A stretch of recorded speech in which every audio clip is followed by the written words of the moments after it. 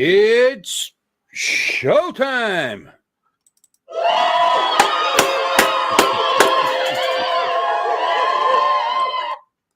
That's Is good. it Sunday night again? That was really good. What? Is it Sunday night again? It's Sunday night again. That's You know, fabulous. I try to do Sunday night at least once a week. And here we are with my friend and yours, Jim Boshart. Look, I pointed in the right direction on the first. Bastards. We got six.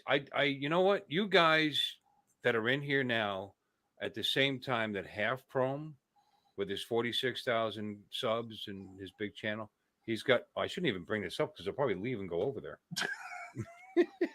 I don't know why. I've never heard of this character. Oh no, he's a good guy, and but he's interviewing. Although I can't think of his name at the moment because there's something wrong with my brain. He's interviewing at the moment those captains of industry, those businessmen, those guys that I would card at the bowling alley. The CEO and CFO or marketing guy or whatever of Exo Drones over there right now, and they're learning all about how to start up a company fresh out of college or while you're in college or I don't know. Fresh out of high school. I don't know. They're probably nice kids, but I like I said, if they presented me with an ID at the bowling center, I would probably confiscate them because I think they're fake.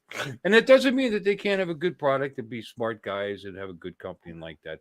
But unfortunately, they don't have a good product and they don't seem that smart. But oh shit, I'm never gonna get a free drone. Never gonna get a free drone. Nope. Max says he loves me, but then he says he's out of here. It's like every woman I've ever had, Max. Love me long time. No, they seem like nice kids, and they're working hard at building their future, and and rebranding Hubson drones, and making believe that they're. I'm sorry, and rebranding Hubson drones and marketing them and selling them, I'm sure, to people. And good luck and God bless, and I'll never own them. So, ladies and gentlemen, we got Mac. Did you read the name of people? I can. Okay. I'm waiting. Yeah. Who's here? We got Max was here. I don't know if he still is. He says he's got to go. I know I gotta go. No, he just commented. He's see. This shows that Max is here. He's crying. Laughing and crying. Don't be so bad. We got Dave from AZ Drones. We got 107 Drones, which is just a notch better than 108 Drones. I have to correct you. AZ Drones is David. He likes David. David. Don't change him the syllable. Give him all his syllables, please. I'm sorry, Dave.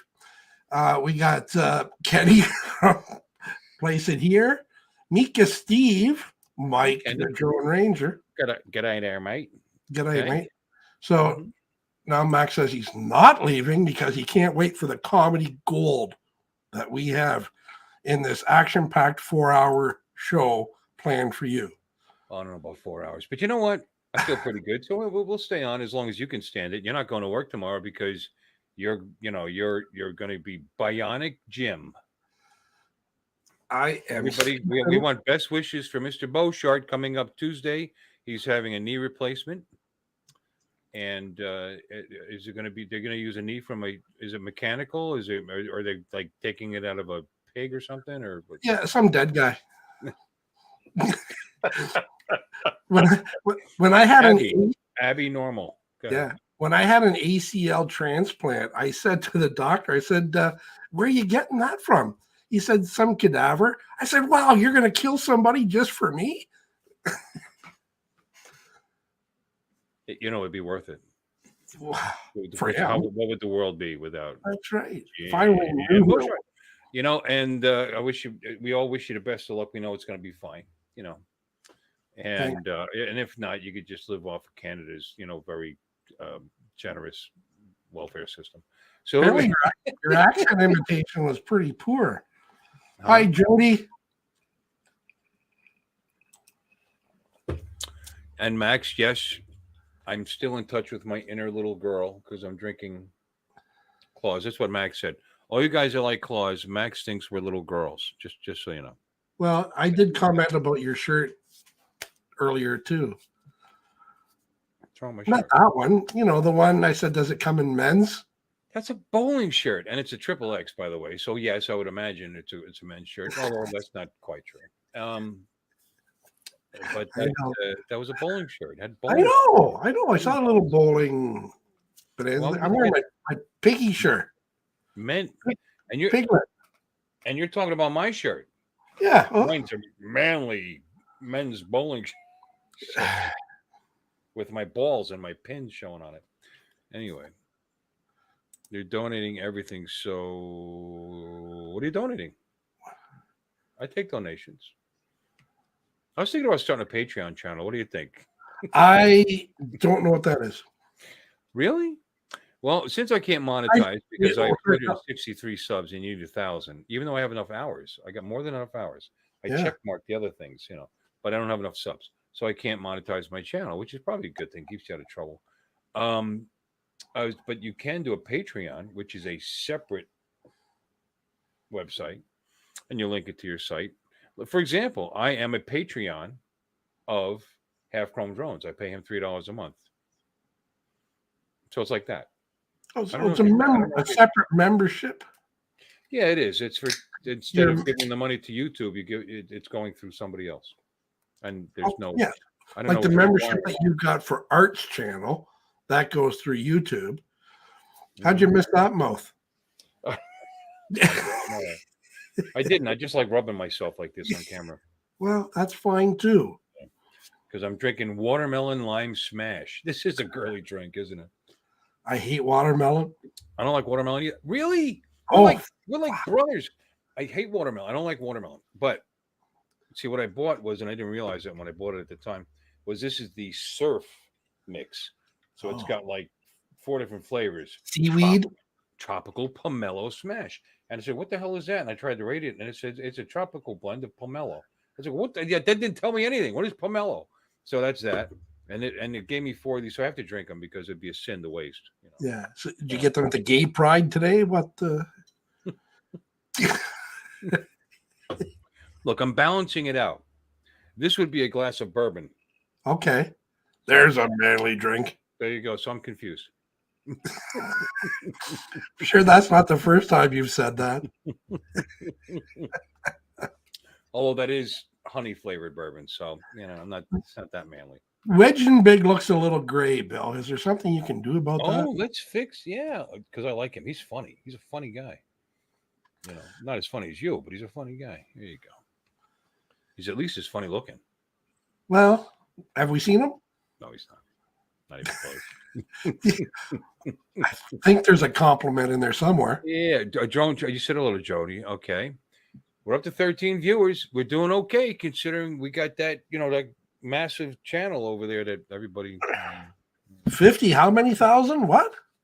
It's got like 47,000 or something subs. Oh, okay. Well, he could get 50 by the end of the night. Let's push for some more subs for him. Smash that like button. You don't have to smash it. Just touch it. Touch it's good. Yeah, touch it twice. So what was I talking about? Anything? Probably not. Your girly drinks, and then we went over to more girly drinks. Being in touch with my inner little girl. Your inner little girl, inner feminine side. And she feels good. Oh, that's no, no good, creepy. Yeah, we're not allowed to say that, Bill. Feminine side. Okay, that's better. I'm in touch with my feminine side as often as possible. Yep. And you have CEO of Uncle Medium Company. Oh, could he be? What are you drinking? It's called a shanty. Do you know what a shanty is? I know it's not manly, whatever the hell it is. It's like half beer, half ginger ale. That sounds horrendous. Really? Yeah. It's when it's ice cold, boy. It's a cooler downer, thirst quencher. Are you sure it's not called a shitty? maybe up here. A shanty. That's interesting. I shan't be trying that. Well, maybe I will. Is it so ginger ale or ginger beer? Ginger ale. and a beer of your choice, Okay. Well, what's your which beer? happens to be You're doing the honey brown, aren't you? Sleeman Honey Brown, baby. All right. All right. White Claw sucks. Thank you, Max. I know. White Claw does suck. I'm sucking them down. And I do have one can left of Budweiser Ooh, in the refrigerator. how So stereotypical can you be? if I need a little more manliness, I'll go. Well, it's Bud Light. So that's again. Oh.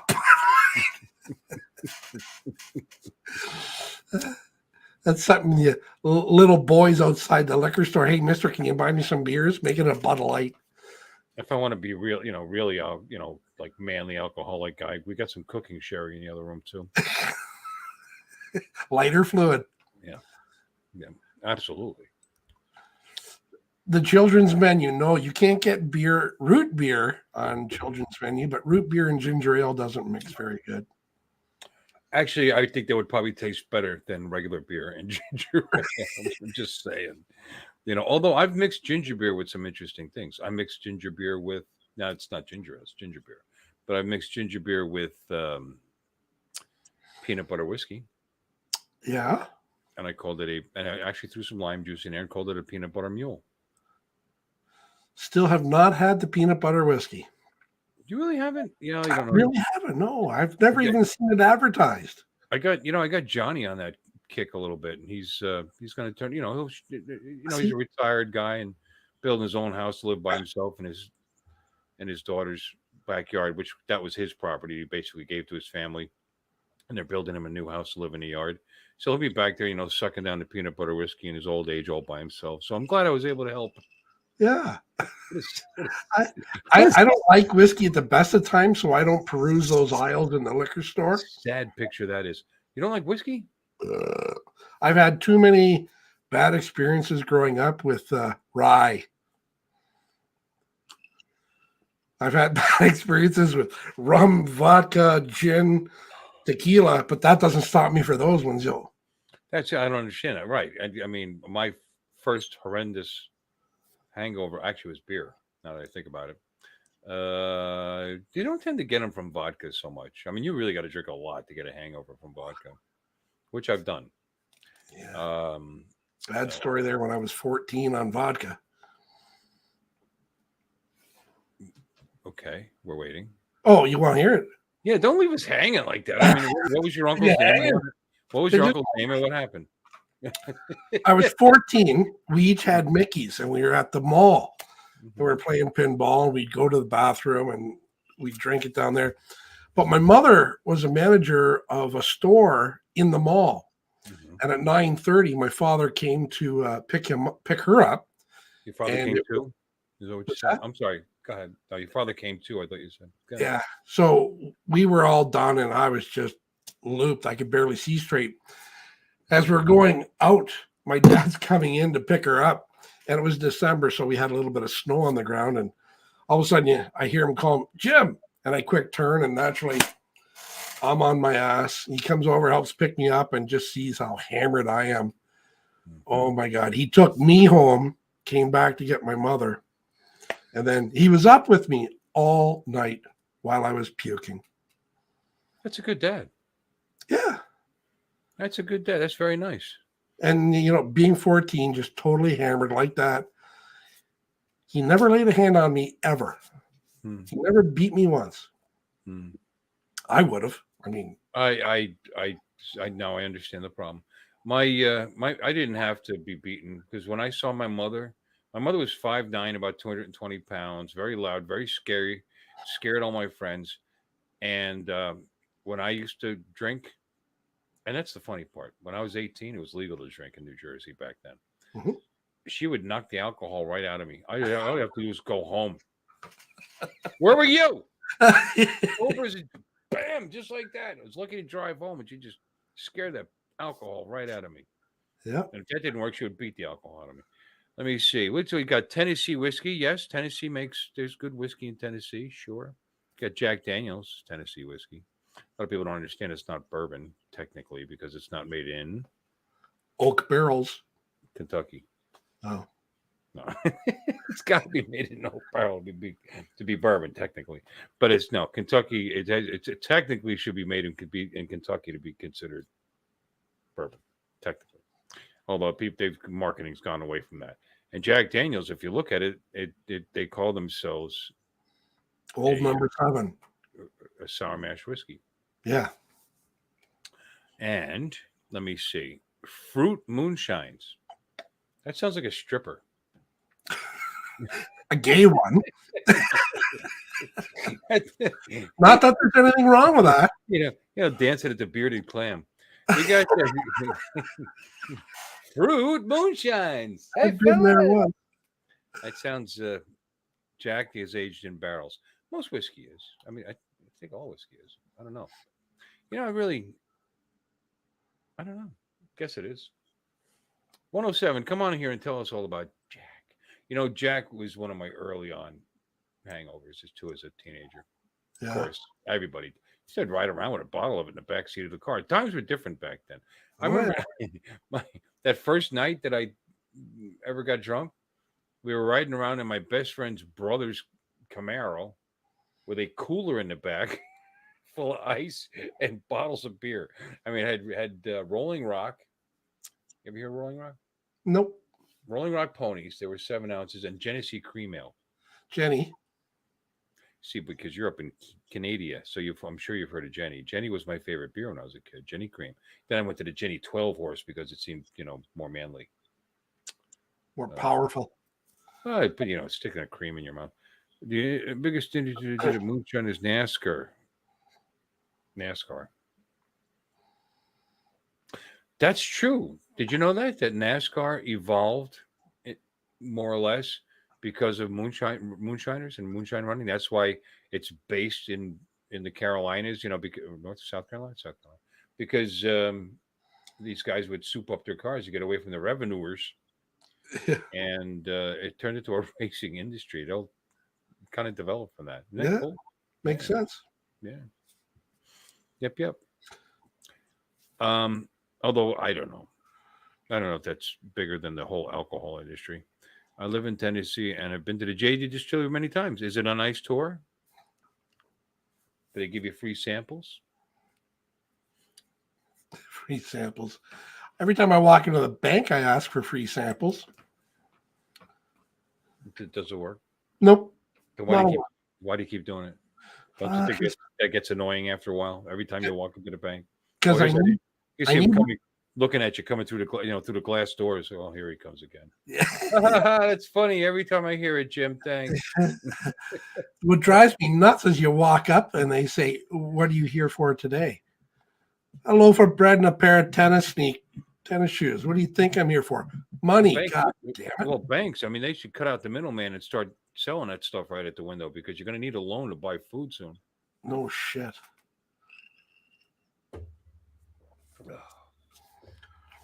You can get samples. We're down to 7. Let's talk about drones. How about that Mini 3? It's a small drone. It's called a Mini for made by DJI, and it's got great video. It flies really good.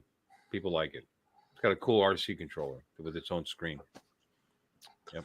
Yeah, but doesn't the Mini 2 have a zoom for the lens for the camera? Digital zoom.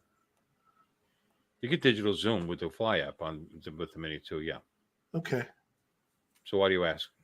Well, I would probably venture for the Mini 2 as opposed to the Mini 3. That vertical. But I already own the Mini 2. Why can't I be like all the other guys and have 20 or 30 drones hanging on my wall? Jesus, Bill, if you want to buy a freaking yacht, go ahead. I know you've already got a boat, but if you want to get a yacht, go get a yacht. You want to buy a dinghy? Get a dinghy. You can buy whatever drone you want. Can't get that one. I'm considering it. Yeah, you're still waiting for the Mini 3? DJ sucks. Okay. Max, say what you mean. Because, I'm very surprised. Every time you say that, it surprises me. Considering you own a whole bunch of DJI products. Look at this. We're down to 6. I Jim, know. say something funny. Oh, my word. What happened? All right. was right. We're getting killed. I shouldn't have brought that other channel up there. Let's go see what that exo idiot's person's talking about. Yeah, his viewership probably grew by 7 right there. Was that a fart? No, that was a burp. Oh, it was deep. It was nurtured. well disguised. It was nurtured. Yeah, wow. At AZ Drone Dude.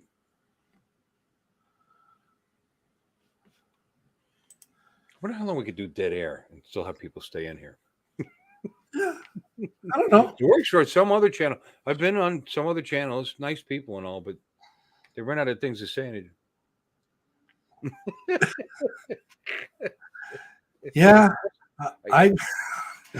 I've seen a couple of streams where people are like prone in a bed and you can't even see them. And wow.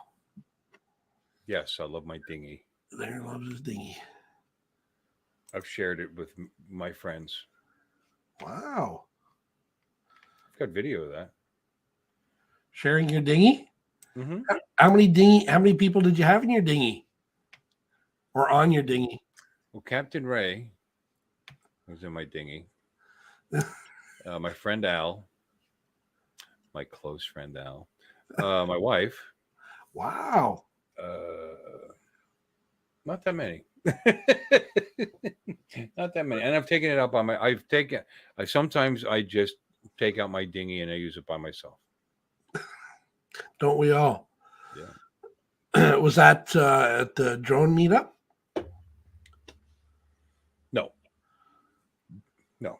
I was thinking about that actually at the drone meetup, is getting the boat out and launching it, and letting people take rides on my dinghy.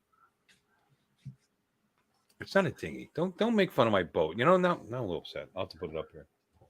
Let me see. Settings, virtual background. Picture of your dinghy. There's my dinghy. There you go. Look how old that motor is. You see the trolling motor? Yeah. Look at that baby. Yeah, it's broken. That's not a dinghy. That's a boat. It's a dinghy-sized boat. It's 14 feet. It's a boat. It is the best way, self-dinghying. It saves time, saves effort, and you're with anybody you want to be. I know you know the answer to this question. What's Right. the difference between a boat and a ship? One starts with a B.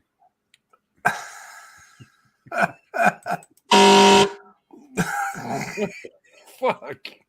That was an incorrect answer, sir. What is the difference between a boat and a ship? A ship can carry a boat. A ship has a boat on it. So technically, if you're dinghy you're there, so full of ship. You're just making ship up. Yes. Johnny Drone Fire. His ears must have been ringing. Hey, Johnny. We were just talking about you. Good to see you, buddy. You should come in and say hello. We were talking about you a little bit. How's the peanut butter whiskey treating you? No, just sit here and wait for them to respond. Yeah. It's all on you, Johnny. You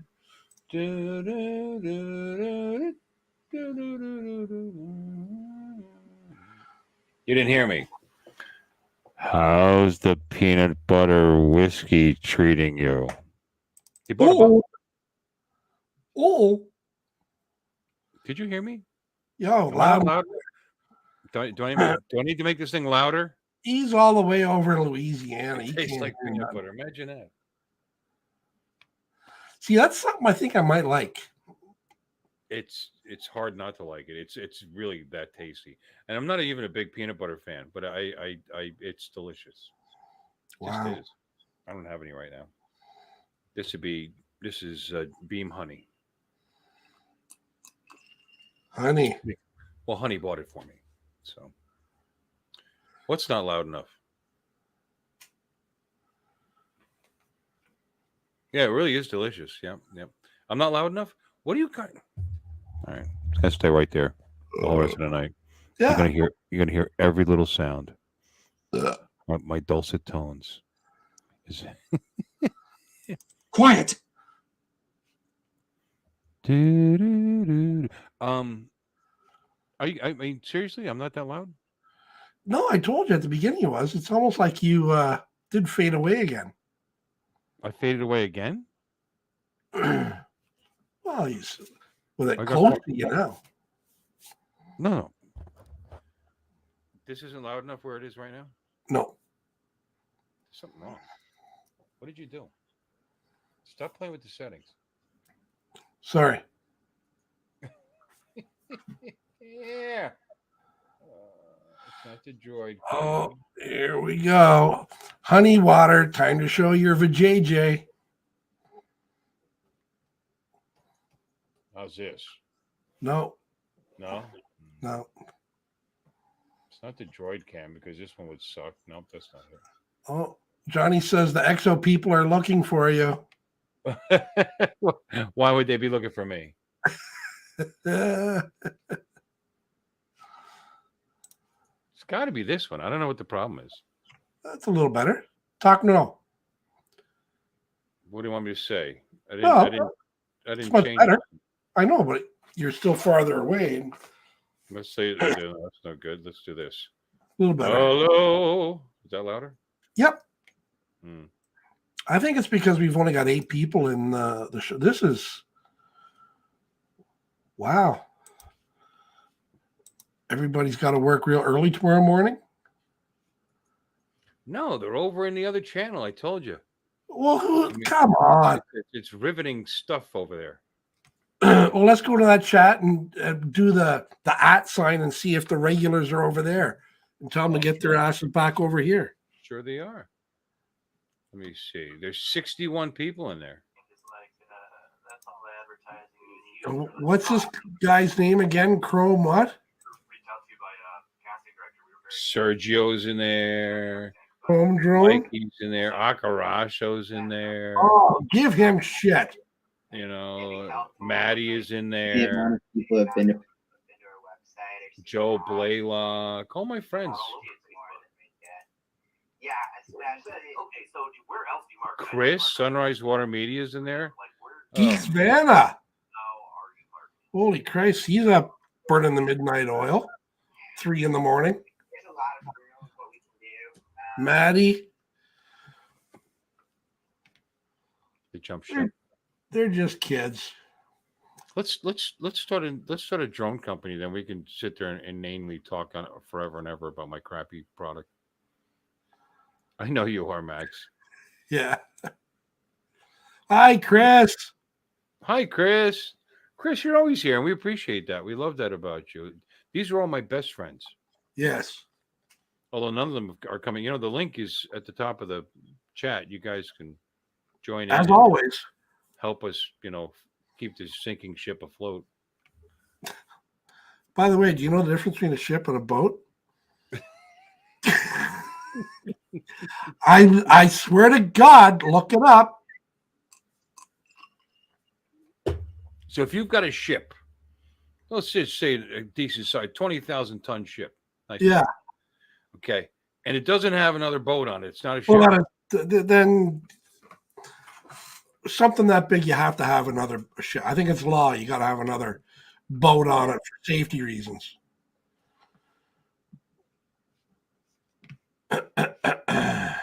I'm looking this up. I don't believe you. Okay, do it. Do it right now. Do it. Do it. Do it. And that ship is sailed. Let's see. Let's What see. is it? It's not going to sail until you get your answer. All right. What is the difference?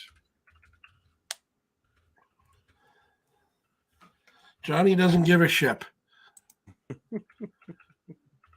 A boat. And you brought it up. A ship. I know.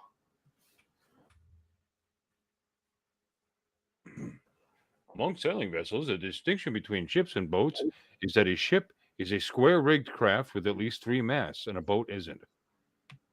With regard to motorized craft, a ship is a large vessel intended for ocean-going or at least deep water transport, and a boat is anything else. There. I don't See? see anything in there about slipping your boat inside your ship. Everything's sexual to you, and that's where I think that comes from. Okay. All right. What else we got to talk? All right, let's look at drone stories. Drone stories. So we were talking about this before we came on. You were talking about looking into purchasing an actual personal transportation device that is a drone.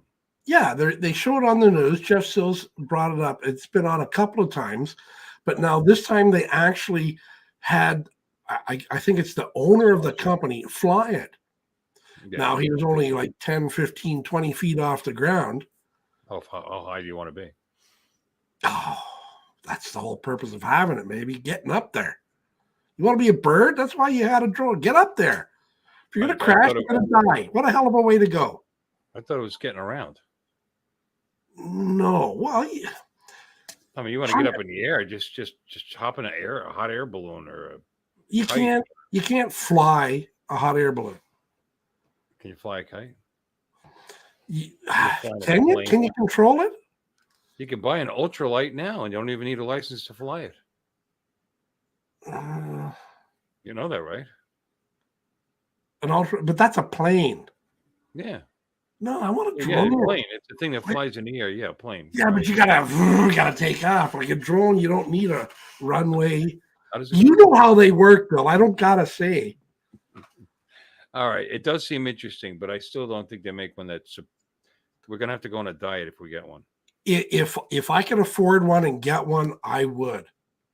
And get ourselves down below 225 pounds or whatever. Yeah. Whatever. Two and a quarter, I think it probably. Like you said, well, it's either that or I buy one and you buy one and we strap them together. And we just take turns. Kind of like this. And one leg in one leg in the other. 90,000. I know. $90,000. Well, it's Jim Boshart. That's US, so it's about 14 million Canadian.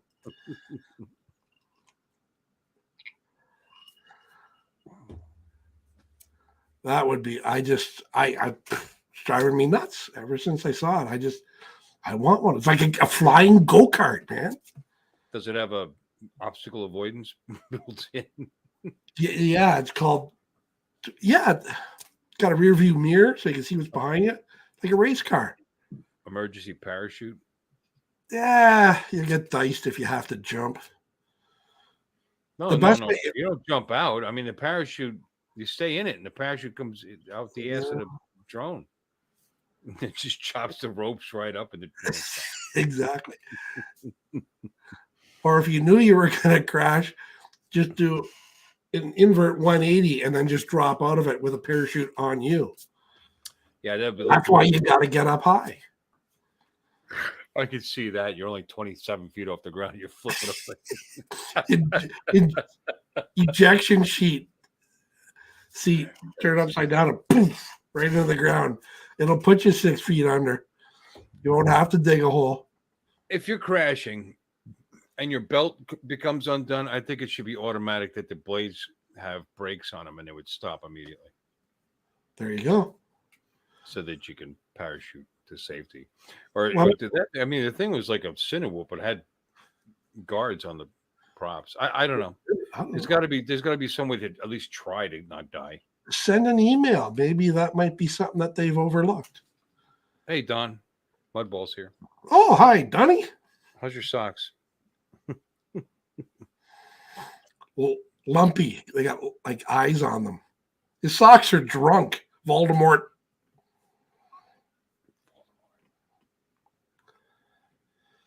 The Jetson one has lawsuit written all over it. Well, yeah, it's if he survives, he can sue somebody.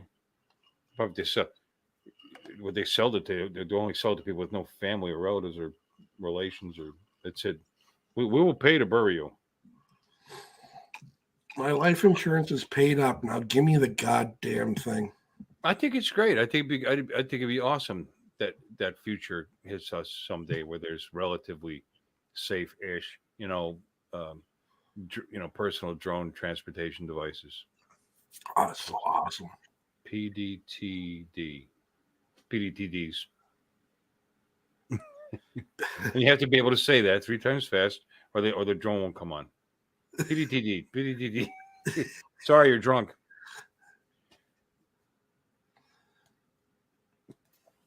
Okay, that was a good story. I like that. Any other drone stories you're interested in? Me? Yeah, you watch that Jeff Sills guy. Let me see. Does anybody here want an XO drone? There we go. Let's talk about that. An XO? Never seen those advertised. They must be beside the peanut butter whiskey. I explained to you twice already that the CEO of XO Drones, who I think is just tall enough to see over the dashboard of his car, he's a young fella, and he's on the other channel right now being I interviewed. know, but I've never seen that product advertised. Oh, really? Oh, I have. When was the last time I've lied to you? How would I know? Because I'm a good liar. How would I know? I wouldn't research anything you say. I would just take it as fact. You bullshit. You just did. What? You researched boat and ship.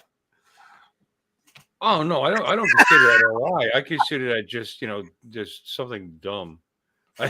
Now he called me dumb. Really?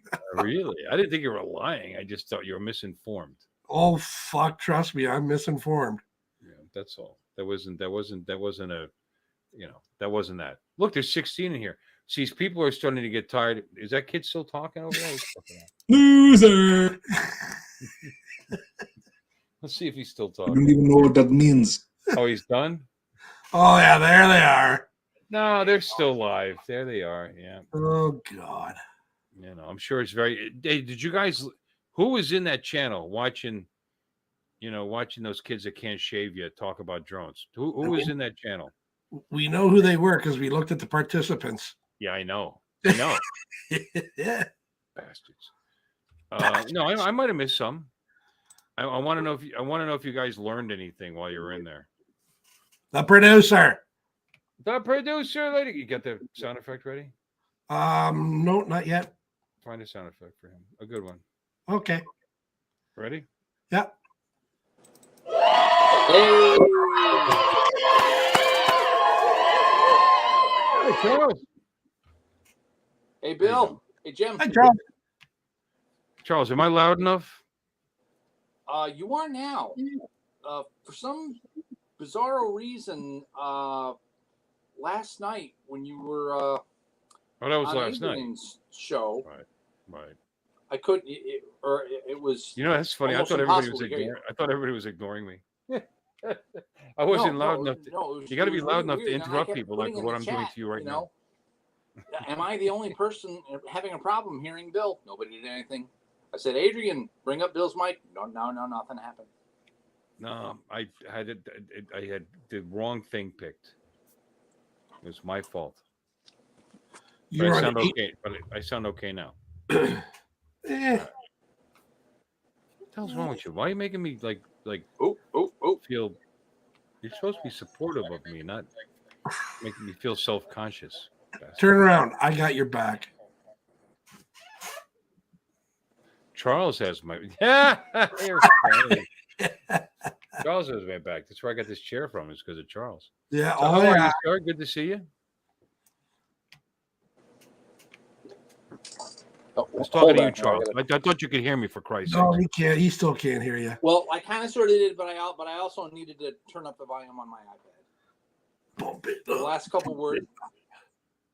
Turn it up. Yep. How about everybody in the lovely studio audience? Can you guys hear me well? Just curious. All three of you. Can you hear him? What is more interesting than this?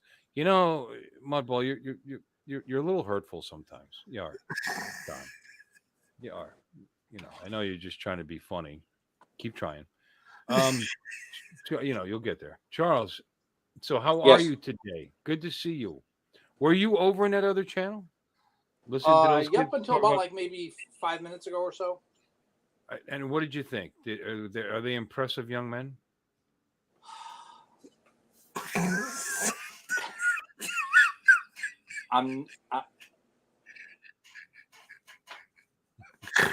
They just. I got to the point where every word out of their mouth was just white marketing noise. You know, Why'd you have to go to white?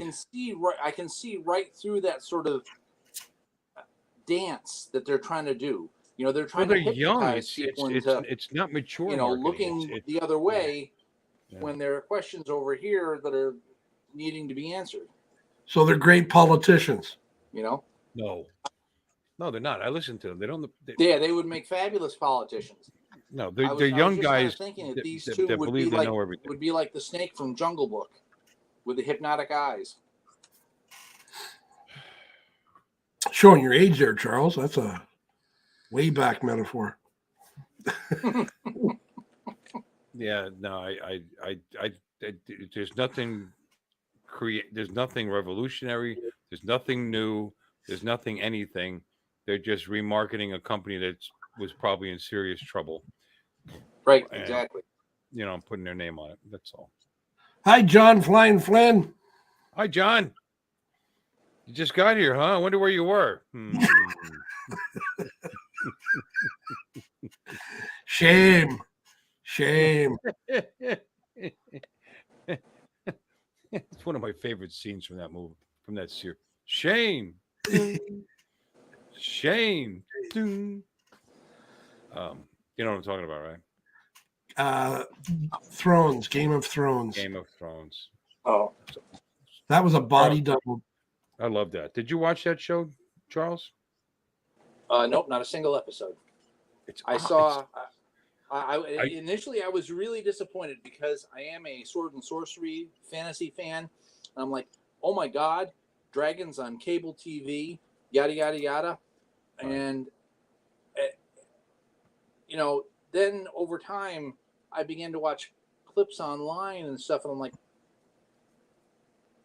is this D&D porn? You know, gore porn, or Well, see, what the the hell problem is is, this? the problem is, and it was a little porny. The problem, which I didn't have a It problem. was a with. lot porny, Bill. I watched one. No, clip you just said you haven't watched from an like the episode. fourth. No, I The watched one problem thing from the is- fourth season that was a compilation of all the porn stuff, and it was 13 minutes long. The problem is, what you were seeing was what people, you know, the people at home liked about it. You know what I mean? They were reproducing. Oh, here's what's it, you know, and that's what they were producing. However, there's a lot more to it than that. I mean, there's just so much more to it than that. And I refused to watch it because it was too popular and it seemed too cliched and this and that. And I didn't. And then somewhere around season 4 was already out, I think. And then I just started binge watching it. I'm telling you, I just got sucked right in. It was really, really, really interesting and really good. But That was my mindset for Sopranos. Like, I didn't watch the first 3 seasons while it was on. And then when I started, boom. yeah, it was a little stereotypical of people from, you know, from my neck of the woods, you know. And but, you know, New Jersey, mother's Italian, I'm loud, I'm missing some of my teeth. Anyway, They got a but lot of porn but actors. I did enjoy that too, The Sopranos, after I decided to break down and actually start watching it. Yeah. There were a lot of porn actresses that they cast for a lot of characters in Game of Thrones. They were porn actresses. I didn't know that. Oh yeah. I didn't watch it for that. I didn't hate that stuff, but I didn't watch it for that. I actually liked the story and the whole thing, you know.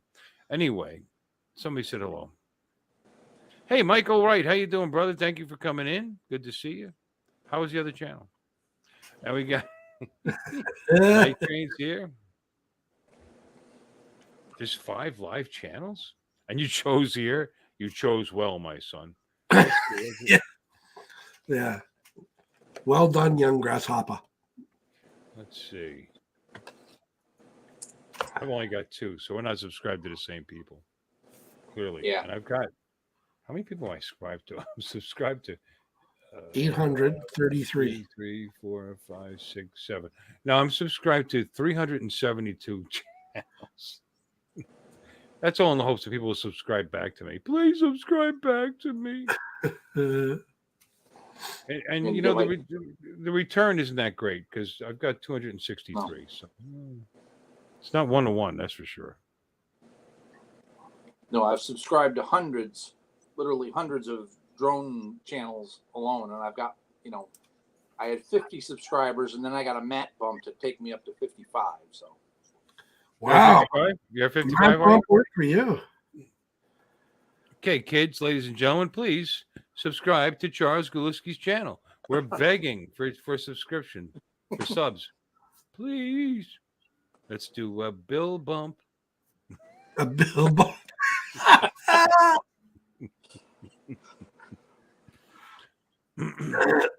Oh, wait, Max must have insulted us again because he says, "I'm J.K., Bill, and Jim." So let's look back and see what he said. Right there, that one. It's the last one that sucked. Oh, it's the last one that sucked. You got to say it right. That would be us.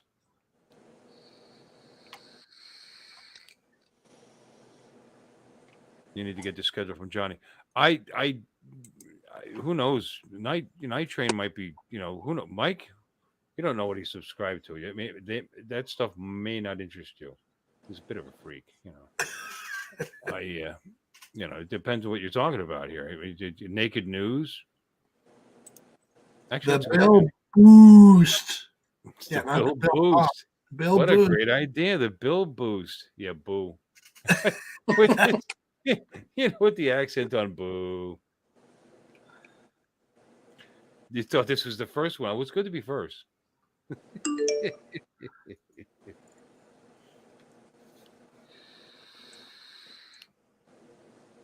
Okay, I got two guys in here. You guys can help me talk now. Well, I have a drink for this. It's a non-alcoholic drink for this evening, but it's a drink for this evening. Let me see. There we go. Wait. Hold on. We got to get a close up of this, ladies and gentlemen. So Podpiwek? Podpiwek. It's a Polish soft drink. Oh. Made with juniper and hops with coffee. That's pretty cool. Juniper's poisonous, right? Not if it's mixed with the right hops. I'm sure it's been appropriately prepared. I would imagine. I don't know. It is a Polish drink. Oh, that's terrible. I'm sorry, Charles. There was a joke. There was a Polish joke and inappropriate when I was look at you down in it, seeing if you get sick. It's really good. It's surprisingly good. I'm sure it is. Juniper's with juniper berries, isn't it? What they? I don't know. I don't know if juniper's poisonous. I don't know. I've never had juniper before. But yeah, there is a berry, a fruity kind of flavor to it. There's a little bit of the coffee in there. Okay.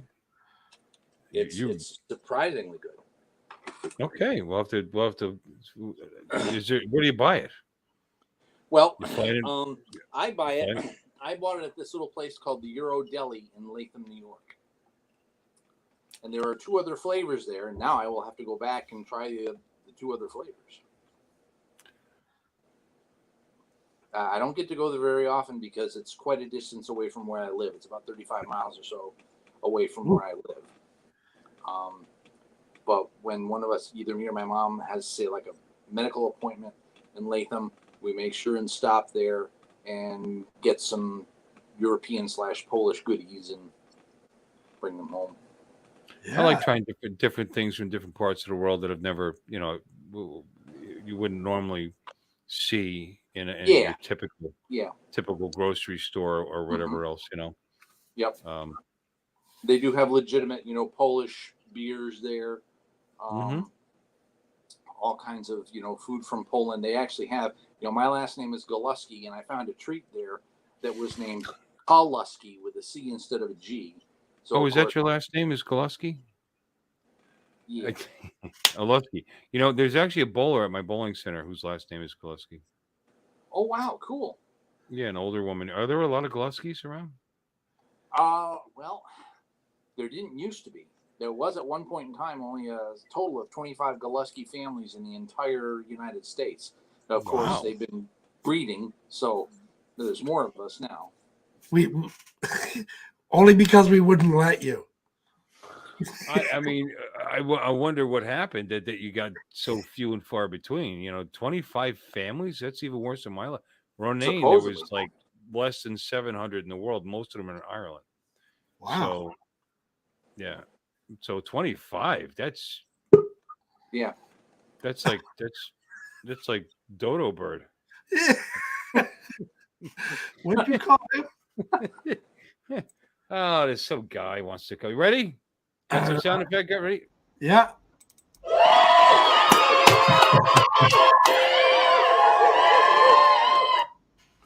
See, Wake up. I needed help Hey, Robbie. talking. Hey, so hey. we got Robbie now. Yeah. Good. See, now I'm gonna be quiet. No, don't do that. Hi, Robbie. How you doing, brother? Pretty good. I just sitting here, got my stuff done for the morning. I was like, I'm gonna check and see if he's on. You got this is just great hours for me because it's after my breakfast. I'm awake. It's a 9:51 here now. So Hopped Good up to on caffeine. I'm not a So- coffee drinker. I don't drink a lot of coffee. I might have a coffee once every 6 months. Wow. I've been drinking these protein vanilla protein Hopped drinks. up on protein. For me, it's like tastes like cookies and cream. And then see, this is what I was talking about before, Bill. This is my breakfast. Chicken with what is this? Show us your Ginger. breakfast. There you go. With Frank's hot sauce. It's like ginger chicken. That's good. Okay. Yeah, so it's okay for lunch and dinner, but for breakfast sometimes it kind of gets old. But I don't do good eating a lot of beef. The chicken I can eat, so at least it's healthy for me. So that's my complete breakfast. That the protein drink. For lunch, I go down to the 7-Eleven and buy this little thing. It's like a Ziploc that you open up, and in one side it's got nuts, and the other side it's got fruits. That's my lunch. And then for dinner, when dinner comes, whatever she cooks or whatever restaurant we go to, that's it. I'm sorry, Robbie. Jim, What? grow up. Okay, Robbie, continue. It was the word nuts and fruits. No. Fruit What? and nuts. It's a 7-Eleven normal- shouldn't sell things in Ziploc bags. They should be properly packaged from a manufacturer. And anything opposite of a Ziploc bag, you've got nuts and usually a penis. Well, it's not a Ziploc, but it's Yeah, one of what? those perforated. Hey, let me tell you, I never ate anything really from a 7-Eleven when I was in the U.S. other than maybe buying a Coca-Cola or something. But here they're nice. It's like you can go inside and get, they have a section. It's my favorite, which is the microwave section. And in little pouches, you can get like grilled cheese, ham and cheese, pizza, all kinds of stuff, hot dog. And it's pretty good, but I don't eat that stuff anymore. So I want to, but you're a healthy guy. That's okay. no, I got to do something because if I don't, it's funny because my daughter's like, "You want a chocolate? You want a piece of chocolate?"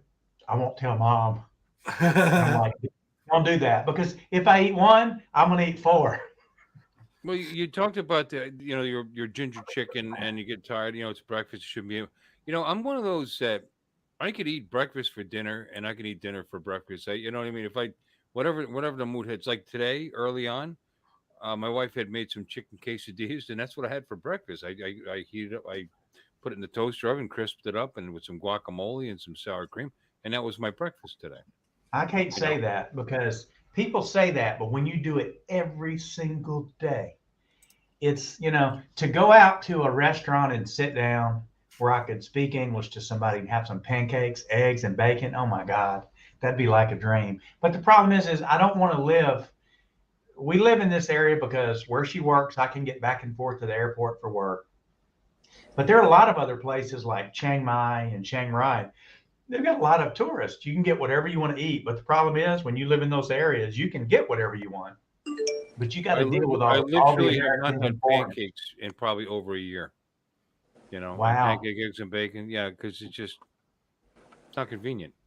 Yeah, Yeah, like if bacon my wife and makes eggs a on whole a- bunch of food, and I just eat what's in there. I don't care.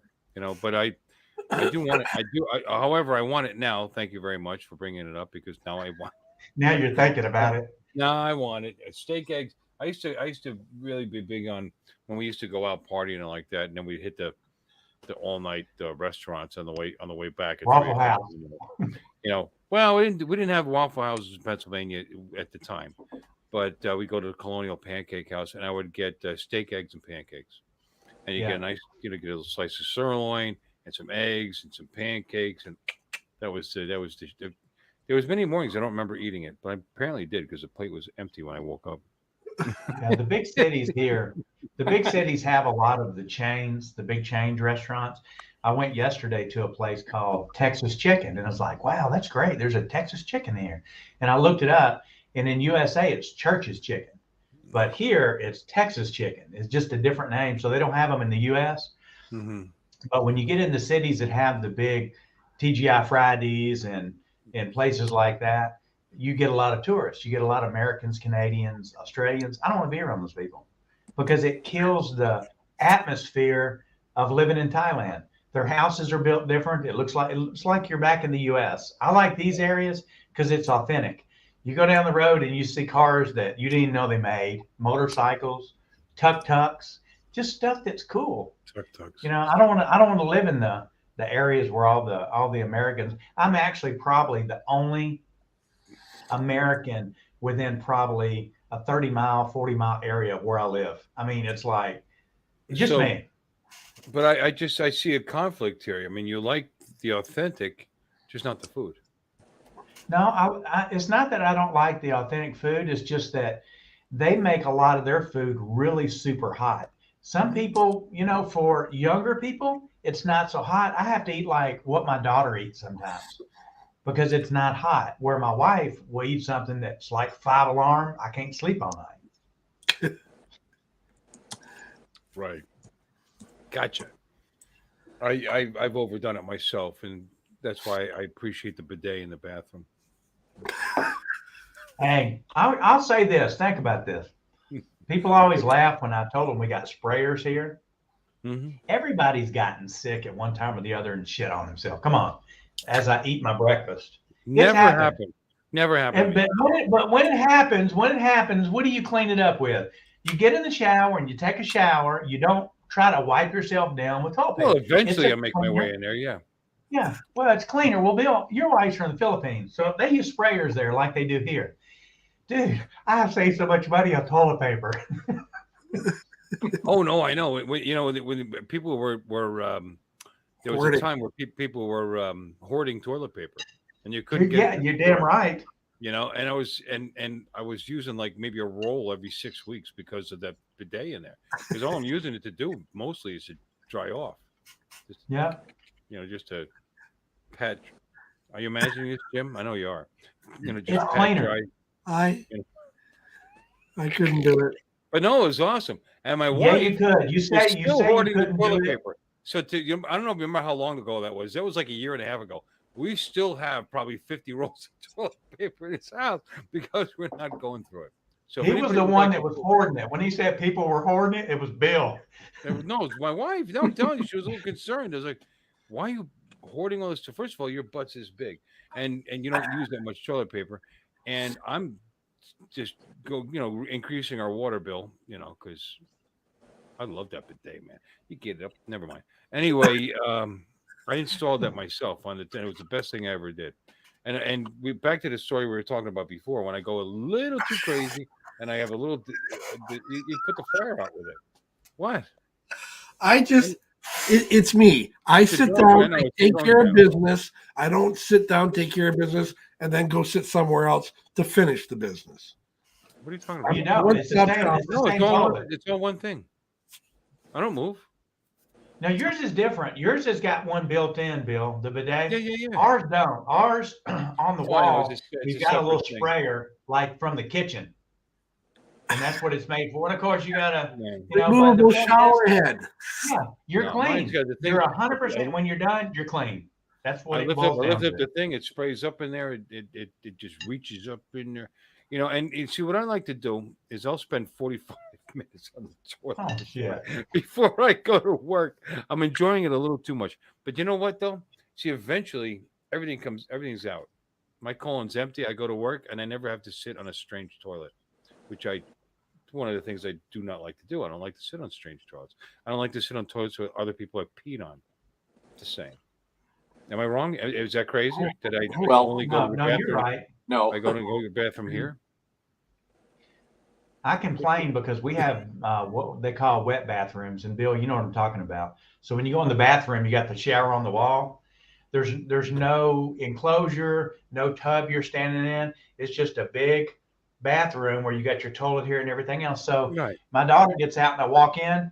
There's water on the mirror, the commode's covered with the whole room. It's like she had a party, because there's a sprayer, and then at the bottom where we have our spout for our Faucet. tubs, there's a hose hooked to it. So I guess she's in there doing the play party, and she'll be in there for like 30 minutes. And finally I tell her, stop playing.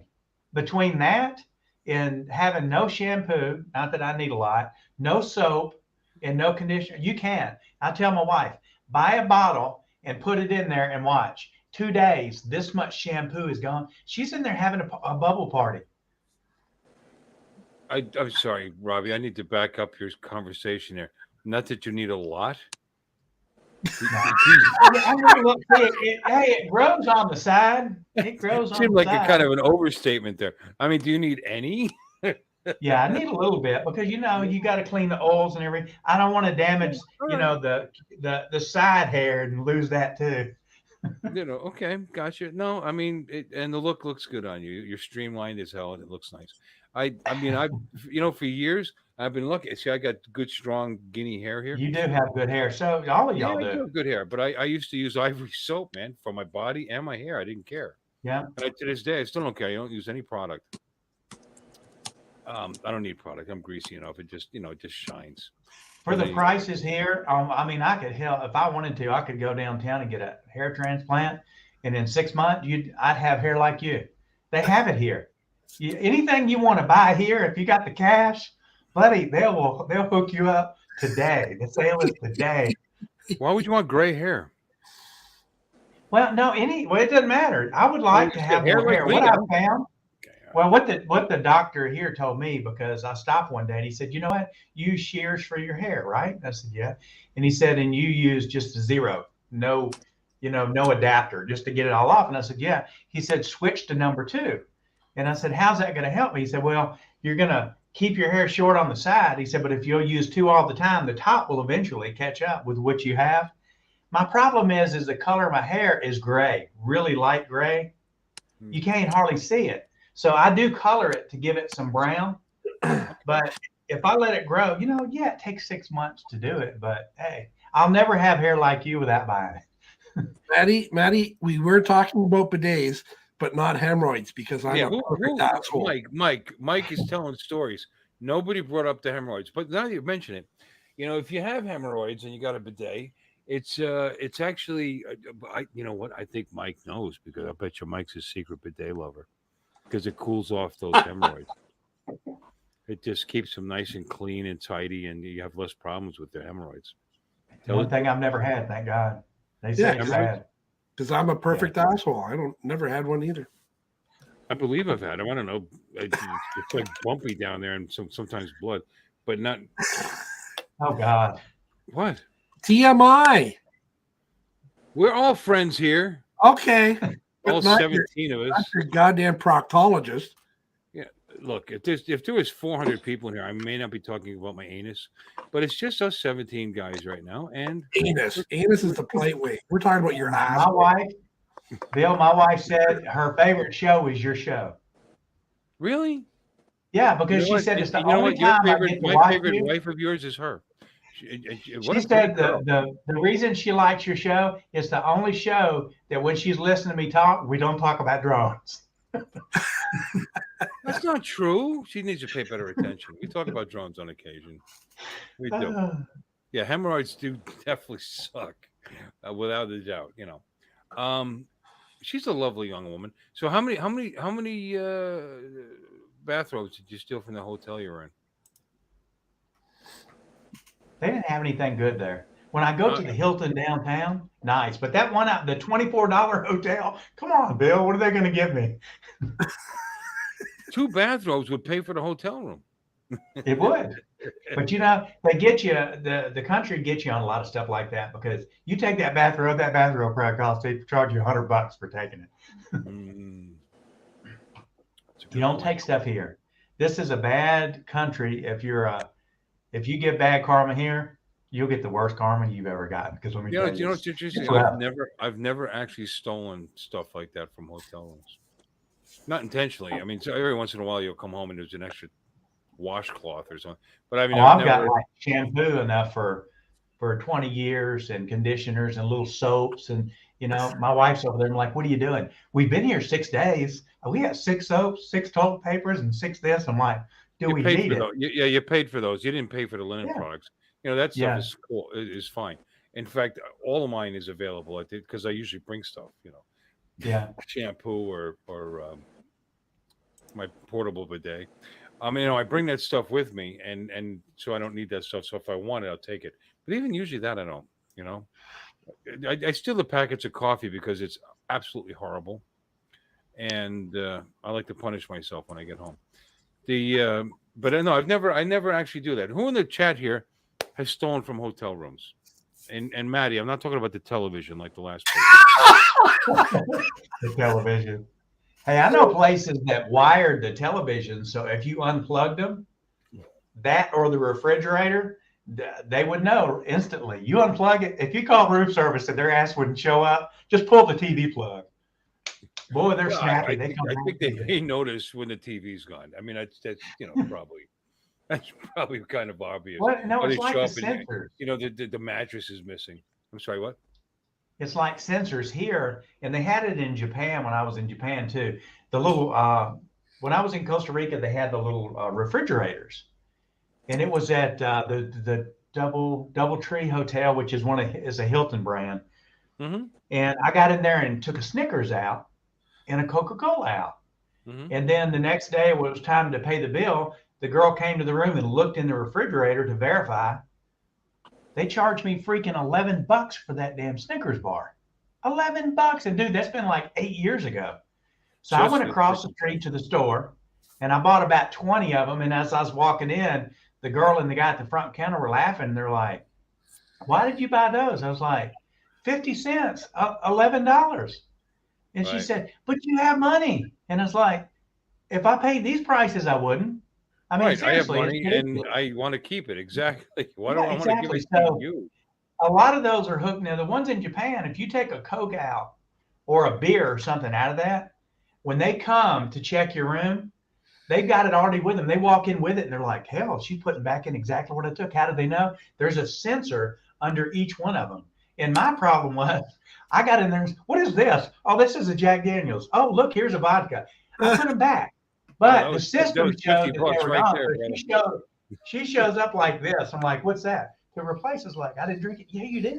She opens it. Oh, you didn't drink it. They're sensors. They're sensors. You filled it back up with brown water. Don't lie to me. Nah, I didn't do it. Okay. All right. Look at Matty. He said he stole his wife's virginity in a hotel room. Well, he's responding to Mudball.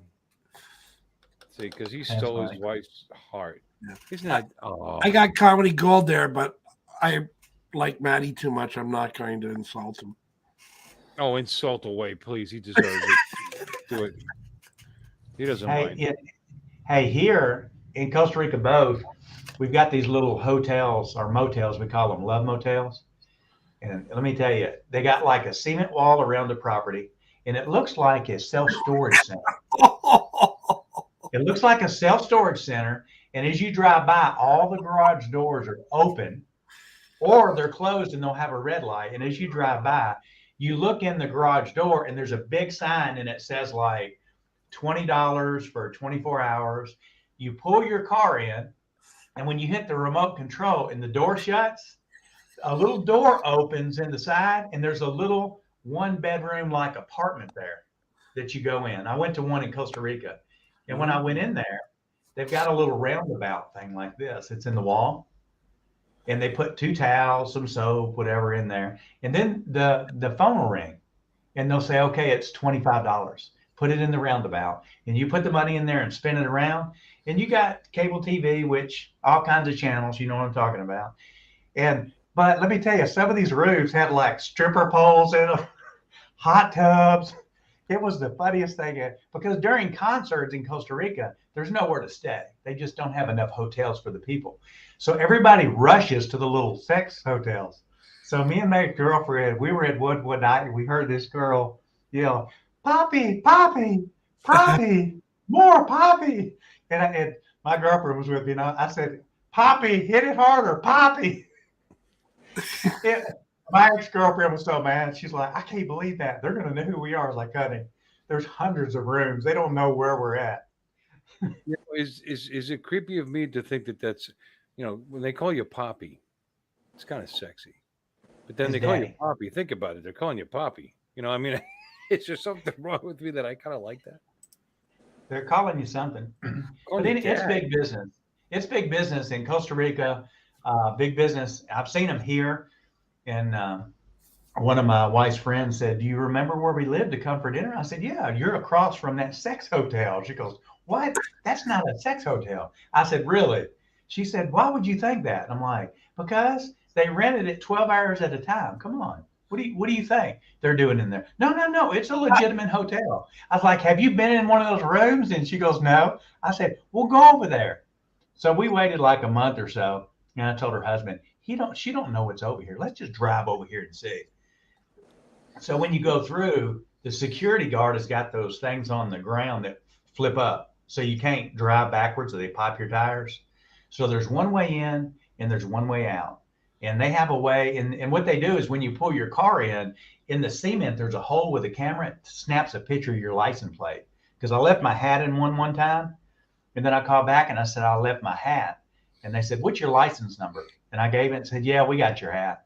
So, I mean, it's a great business for, I've got my kids one's married, one's not, 26 and 28. If they were 18, I'd never say this, but it's a great place to go if you want privacy, no matter what the circumstance. I did it because I couldn't get in a big hotel because they're always full. If you want what? If you want a little, private time. I thought you said crabs. No, craps. I guess you could go out there and play crap. I don't I know. misunderstood. I thought if you want crabs. If we want private time, we just grab our drone and go flying. Yeah, that's true. But I was talking about flying time with something more fun than the drone. What? There's nothing There's something more fun than the drone? Oh, y'all might boot me out of the chat now. We're a bunch of weirdos in here that like drones better than whatever you're talking about. That's the way we are. Anyway, Robbie, I'm so glad you came in here because these guys are just falling asleep on me. It's terrible. I know. No, these are great stories. No, these are very interesting and very great stories. You've led a very colorful and interesting life, and I'm always glad to have you come in and tell me all this stuff. Well, we could talk about the Mini 3 for 3 hours if you want to, and Yeah, we repeat what could. everybody else is repeating. Oh, and the screen's too bright. The screen's not bright enough. The Private time, great. Oh, there's 12 hours at a time. I only need private time for about an hour and a half. And that was Robbie, did you know that Jim is going to have a new knee as of Tuesday? All right. Anybody who's you got to make sure you're online though. You need to move your computer downstairs, Jim. No. He needs it upstairs. He needs to move it upstairs. Everybody I have to play the Bionic Man's theme for when he comes on now. Oh yeah. You're gonna do updates, live updates, and put the camera on your knee so we can see how terrible it looks. Yeah, I'm gonna take him with me. I don't know how well it's gonna work though. Need a time lapse. Oh, you're gonna take it to the hospital? Yeah, well, to have, so I've got something to edit once I get home. How long are you gonna be there? Just overnight, apparently. Wow, they can replace your knee and you're out the next day. They'd kick you out right away. Can they do that in Thailand, Robbie? They probably do it in an hour. It's like we have Express here. You got a takeout window. Yeah, I'd like a new knee and do something about this ass, because it's the bidet's not working so well anymore. I need it wider, to get the. They don't want you to leave. When they get a hold, you just like when you go buy a car, the salesman pushes so hard. It's only sales today. Tomorrow it's over. Got to buy it today. Well, here they do it with the services. So if you want to get something medical done, I'm like, I want to get my teeth white. Okay, here, sit in the chair. We'll do it right now. It's like they're so afraid you're going to leave. And go where? I mean, if you need something done, where are you going to go? It's all about the money. It's all about here. it's all about the money. We went to a But place there's one day. My there's wife said, competitive "Robbie," places you can go. Like you can go to this hospital yeah. or that hospital. Well, or- there's legitimate. There's like a lot of places in the mall. Like we have spas in the mall. And my wife said, "Robbie, I've got a little piece of something on my skin here, and it looks like it's a different color. It could be getting dark. I need to get it fixed." And I said, "Okay, not a problem." So she's like, "Hey, you want to go to the mall and get something to eat?" And I'm like, "Yeah." So we get to the mall and we pass this place, real pretty, all these pretty girls inside and outside giving out pamphlets. And she's like, "Walk in here with me." I was baited. I walked in and she said, "Oh, this is a place where they like do facials and skin and they can fix stuff like this." And I'm like, "Okay, that's whatever you want to do." And she's like, "Well, can I do it?" And I'm like, "Well, how much is it?" "It's only $300. And I'm like, $300? She goes, "But it's like 12 visits." And I'm like, "Okay, you mean I got to come here 12 times?" I'm like, "When are you going to come?" She's like, "I'm a lunch break." I was like, "Do it." Because I ain't going there to the mall 12 times. So she goes in and they do all this stuff to her, and I'm waiting the first time. And about 5 or 6 in, she says, "They give me 2 extra free. Do you want one?" And I'm like, "What are they going to do to my face?" She goes, "They clean it really, really good." Like, I don't know. They don't understand me. What if they ask me a question? She goes, "Oh, they won't talk. Just go." So I went back in this room, and this this over exercised, enthusiastic young lady joined me like this. We went in. She said, "Lay down." I got laid down. Chicken breast. I laid down. Got her. She started massaging me a little bit, my shoulders, and I was like, what am I in here for? Massage, therapy, face, what? So she's massaging my shoulders and my neck, and then she starts giving me this facial. So she's rubbing on me, and I'm feeling 4 things hit my face. 2 of them are her hands. And I thought, man, I'm gonna come out of here with black eyes. So the funny thing is, my wife is like in the room next to me. So I'm like enjoying it. Things are feeling good. So she feels everything, and we got out, and she goes, "What did you think?" I said, "I want to come back. Tell me when we can go." I'm bad. Yeah. I like that story. That was good. There's some cool things Okay. here. Jim, when was the last time you had something hit you in the face like that? It's been a while. The Thai massages are the best. I'll say that. It takes you several times to get used to it. It's funny. The first one I went to, my wife sent me with a friend, and this guy, and he said, "Hey, I get my massage here every Monday and Thursday, or Monday and Friday. Come on and go with me." So we went, and I had a running accident when I was in Costa Rica, and some people were coming the wrong way, and I went to get off of the track and didn't realize there was a damn cement rim around the outside of the track that was like 6 inches tall, and I hurt my hip. And it had never been the same, to the point I couldn't hardly even run. And I just figured over time it would heal itself. Well, I went in for the Thai massage, and the girls, I started looking at all these girls, and I'd been once before, and the nice looking girl came out and did a little massage. So this time the lady at the desk weighed about, I don't know, 400 pounds. That was at the desk taking my information and my money. And when everything got through, she wiped her hands and grabbed a towel and washed her hands. And I was like, "What is she doing?" Guess what? She was my masseuse for the day. Okay. So I'm laying in a bed. The bed is a single bed. It's probably 6 inches off the ground. I get on the bed. She crawls up in the bed with me and wraps her legs around me like she's holding me like a teddy bear, and she starts moving me around. Nothing against people that are overweight, but this girl was too big for the job. She turned me on my side and she pushed on my hip. Something popped, and I was like, "Oh my God, she broke my back or my hip." Later, I found out that, man, she fixed that. But when I went back, I told my friend, "Tell them if she is my masseuse again, I'm not coming back. She really is too big for the job." It's kind of like she needs to reposition herself on the bed, and she leans over with her hand. It's on my damn calf, and she like snaps my bone in my leg. So the next time we went, the normal size women did it. They're little, but man, they're powerful. And then they'll laugh, because they laughed and they asked my friend, "Why is he going, ooh, why is he doing this?" And I said, "Because the shit hurts. You're pushing too hard." After about 5 or 6 of these massages, because I would get them on Monday and Friday also, after a couple of weeks, your body feels really, really good. I mean, it really does, because they move your muscle and everything around, to get more elasticity or whatever they call it, and you feel great, and it's cheap. It's $6 for 4 hours. I'm having a hard time feeling sorry for you, having beautiful Thai women wrestle you to the mat there and straighten you out. I think in fact, look at the size of me. I think that the 400-pound woman, that'd be all right. No, trust me. The little 100-pound woman, Bill, I couldn't believe it, how strong they are. I got an 80-pound woman in here now. And you know what she's got to do when she cracks my back? She's got to jump up and down because she doesn't weigh enough. Well, they stand on your back and they pull your arms backwards. And I'm like, what am I, Harley? I mean, you got your hands up here. But they actually go to school for that. And then if you get to the city, they don't go to school. They just have street skills. But I'm not kidding. My wife actually, she'll try to crack my back, and that's what she has to do. She has to get on the back. She works her way to where that's where it is. That's where it is. And she really has to jump up in the air and land on my back to crack my back because she doesn't. My wife did it. I'll do this every day. And then after we got married, I was like, "What the hell happened to the Thai massage?" She goes, the place next door, there's 16 women in there. You can get one every day if you want to. I was like, okay, whatever.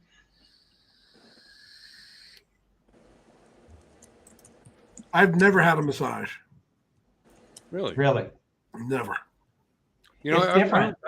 You know what? I've never had a professional massage, actually.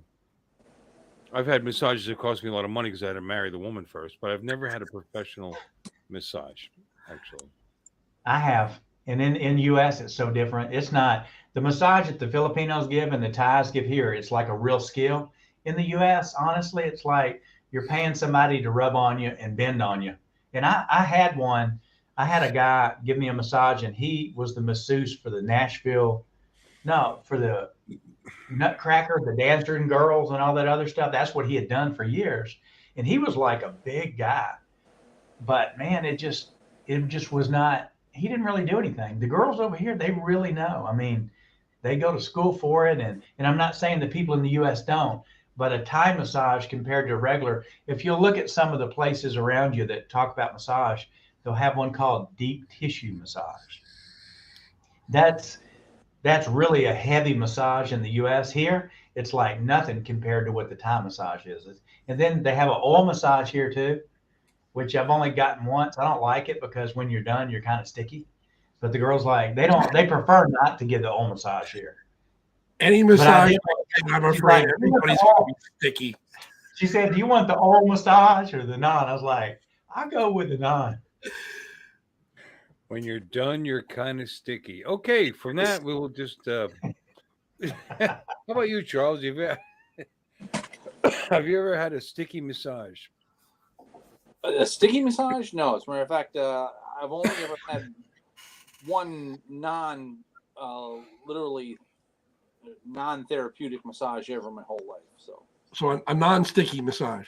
What is that? Hey, look mean? at Akirachio's comment. And non-therapeutic. You said that twice. What does that mean, non-therapeutic? Meaning that it was just sort of given to me at random. Just a hooker? No. It wasn't a non-professional. I don't. It was a free happy ending. This person was a friend. She was actually an actress in a film that I was making, and because I was doing so many other things with the film that day, she offered to give me a massage, and the whole rest of the cast was there. So there's no funny business going on. The only other massages I've ever had, required a doctor's note, and was paid for by health insurance, so they weren't anything spectacular. They were just, they were therapeutic. They felt good. I was out of the office 20 minutes later. So. Akirachio asked, did it move when I got the massage? Did what move? It. I don't know what that means. Is that what was the hand? What was the hand in the Munsters? What was his name? Thing. Was it hand? Thing, yeah. And then there was an it. Adam's Family. No, it was the guy with the long hair. The Thing was the hand. Oh yeah, Thing. So it's not the Thing. It was it. Did it move? No, it didn't move. And it hasn't since. You know, but they were usually work an hour from here to your hip and an hour from your hip down. So it's usually 2 hours. Some do it for 4 hours. It'll cost you anywhere from $3 to $6.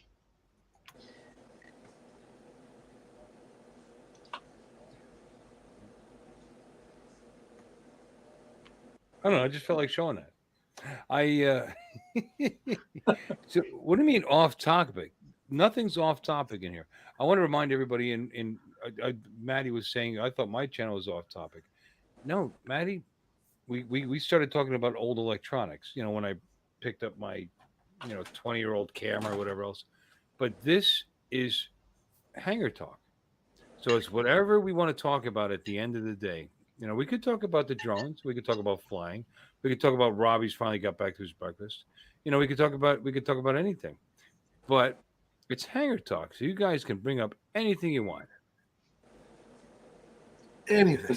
This is the virtual equivalent of a bunch of guys literally hanging out in a hangar with some girls on occasion. Some girls. Well, we all live in different areas. It's kind of cool to hear. You know, Bill, I think I told you I lived in Florida for a little bit. I lived in Apollo Beach for about a week and then moved to Tampa. It's different than living in Tennessee where you're getting your 4 seasons with heavy snow or heavier snow, and then living like where Bill is. It never got really as hot where you live. Heavy snow in Tennessee? Come on. Well, compared to, you don't really get to Florida where there's no snow. Yeah, I guess. Yeah. I mean, did you ever live in a snowy area? Of course, I grew up. I grew up in Northeast New Jersey, but I lived in Northeast Pennsylvania for 26 years. So do you miss seeing the snow? Not even a little. Really? My wife does, which is funny because she grew up in the Philippines and she wishes we would go back up. She wants to go up north in the wintertime. See, that's like the opposite of what people want to do. But she wants to go up there and see the snow. And I said, well, there's a freezer in the garage. Go stick your head in it. Your wife's from the Philippines. You need to start a business there, dude. Start a pig farm. Yeah, her family lives in Baguio, and they actually did get some snow on the at the top of the mountain and all that, and she thinks that's snow.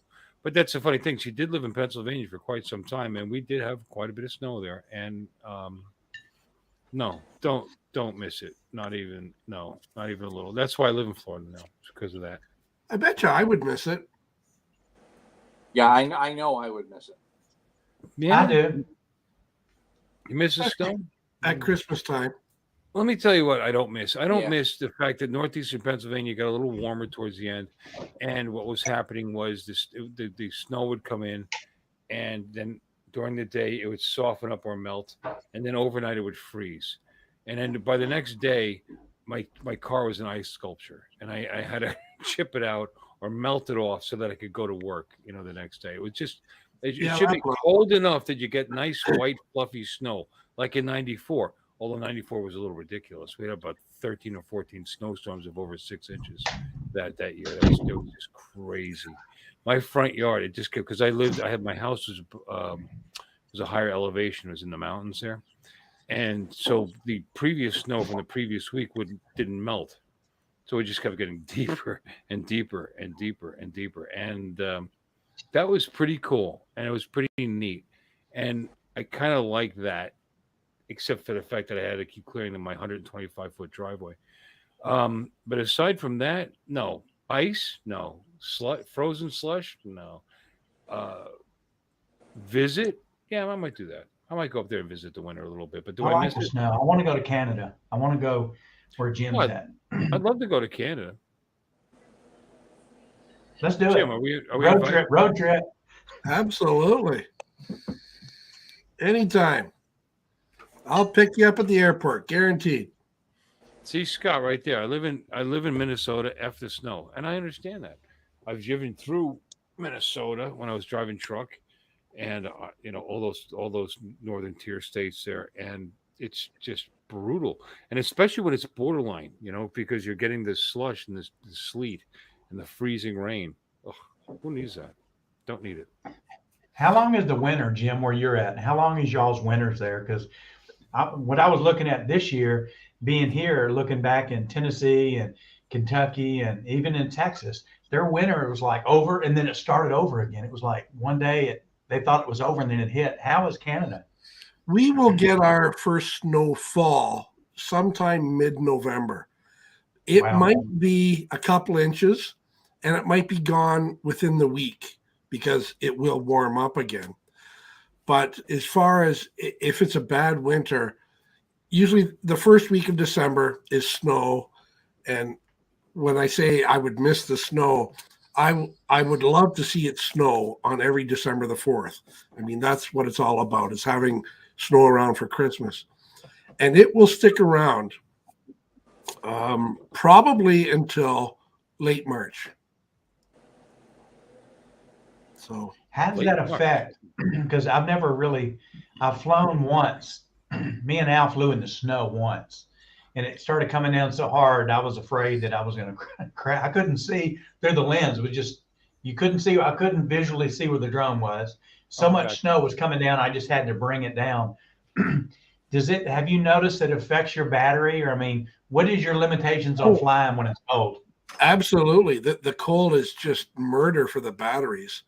I have flown in -10, and you're lucky to get 15 minutes out of my Phantom 4. Do you get warnings because of the temperature or anything? I don't remember getting warnings. I just watch the percentage drop like a bag of sand. Yeah. It goes down pretty quick. I don't venture out too far naturally. But one thing where I do fly in the winter, it's at work, and it's got a pond-like area. So naturally, that's all frozen, so I don't have to worry about losing it in the water, obviously, because you go out and follow some wolf tracks or coyote tracks or anything like that. So you just don't venture too far away from home. Yeah, I think if I lived back in Virginia, I might invest in a Phantom 4. I had a Phantom 3 Standard that I bought. Someone that selling it off Facebook Marketplace that I bought from a kid, and it was okay. It was 2.7. It wasn't 4K or anything like that, but it would drift sometimes. It would move around on me. And I was in a parking lot one day, and it started drifting left. It was like it started leaning. The damn thing wouldn't stop leaning. So I slowed it down just as I landed it, or shall I say, it landed it, fell over, and that was it. And I sold it. It just, I don't know, the balance, something wasn't right on the balance of that drone. Maybe that's why I was selling it. I don't know.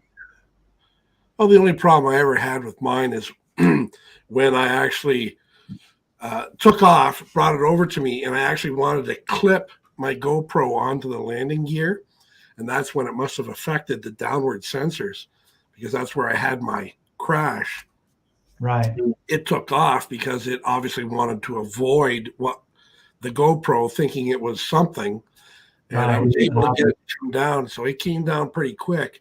It actually stopped slowing down about 6 feet, like head level. But it crashed into about a foot of snow. So I didn't damage the gimbal or camera in any way. So I got fortunate there. And then the following week, that's when Ken Heron came out with his video of putting one drone underneath another drone and not turning off the obstacle avoidance system, and wrecked the shit out of like $15,000 worth of drones. I think it was the Mavic 3 and an Inspire. Wow. Everybody that I know that's got the Phantom 4 loves it. Oh yeah. Everybody that I've seen so far, it just seems to just be in love with that drone. I had a crazy Contixo F18 as my first real drone, but that camera's not on a gimbal, and I was losing interest with the FPV-ish video from it. So I wanted to get a camera drone, and I wasn't sure whether I wanted to go the Mavic route or the Phantom 4. I'm glad I did do that, and my main concern is everybody says, the Mavic folds up, it's easy access for traveling and doing this, that, and the other. But I had purchased a new SUV, so I had the back all ready. I didn't worry about the storage or Space. anything like that. Yeah, Yeah. space. So I got the big beast like that. Sure, it is big and heavy and everything like that, but I don't mind it, and I just love it and everything. I don't get out near enough as I should Yeah. want to, but that's part of my laziness. And well, I got to change that. I got to take advantage of my toy so I can get some fun out of it. Yeah, mine is trying to find new places. Like where can I go? I'm kind of limited here because I don't drive on the major roads, especially on my motorcycle. They drive like hell here. It's like Thailand's probably one of the highest rating countries in the world for people getting killed on motorcycles. Oh, And yeah. I'm not a professional motorcycle driver. I've ridden them, and I don't even have a motorcycle license in the U.S. But we ride them here because we have what they call an international license, which is just a standard license. They can't read it. They don't know if it's motorcycle or car. They have no idea. So when they see the foreigners and we lift our helmets up, they're just like, because they can't talk to us, just go. Yeah. And then we go by. Somebody in here had a question. It was the Drone Ranger. I lived in Mechanicsville, Virginia, real close to Richmond. Me and Al Duran lived almost back to back. And not too far from Brad. Brad lived in Brina, so we all live within a 20-minute drive. But me and Al lived really close together. He lived behind my sister, and then I used to live in a subdivision, a bigger subdivision behind Al, so that's where I live. Jim, do you know why the snowmen are always happy and have a smile on their face? Snowblowers. Yep. Boop. Uh-oh. Hey, Maddie. Ladies and Charles, gentlemen, Maddie said, don't talk so loud.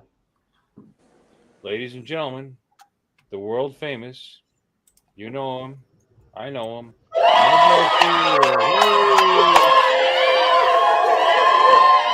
Nice new setup, Don. I like it. You like it? I just put the lights in today, and I borrowed my son's webcam. I'm getting ready to sit in for the great Jim Boshart. Yeah, I'm looking forward to it. How does the audio sound? Loud and clear. Yeah. Awesome. Really good. Yep, perfect. So how you done? Okay. Doing Great. good. Great to have you in. Thanks for stopping by. Yeah. I'm working on my Uncle Bill energy. Yeah. That's a little hurtful. No, I've streamed some- that's I cool. You streamed got some- great energy. You have good need energy. I need to stop streaming so much during the course of the week because I think I run out of things to say too quickly. Jim, what are you going to drink now? I may go make another one. Are you going to shave before Thursday, Don? You think I should? I think so. I mean, Yeah, probably. Every Thursday night I'm pretty clean shaven, and All right. Sunday night. I don't know. All right. I won't be a hobo. Everybody look close. Does everybody in the chat, does Don need to shave? I don't know. I kind of like him the way he is. Start a goatee. Shave these down a little bit. Yeah, Yeah, definitely. Yeah, you can use some threading, they're a little big. There we and go. you need to use the bidet. Apparently, Akarasho thinks you got a dirty butt.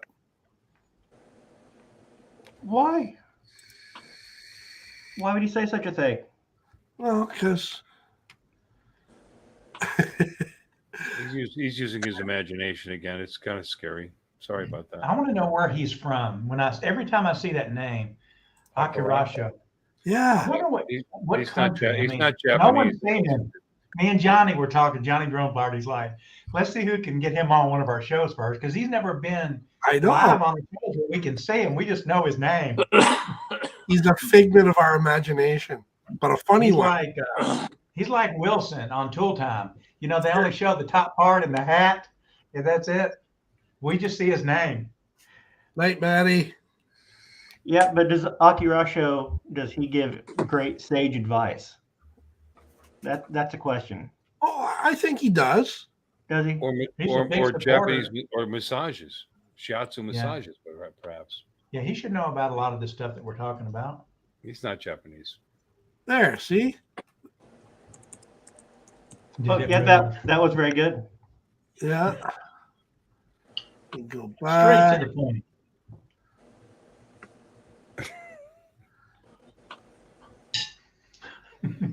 Oh, Don. So how's the dune buggy doing?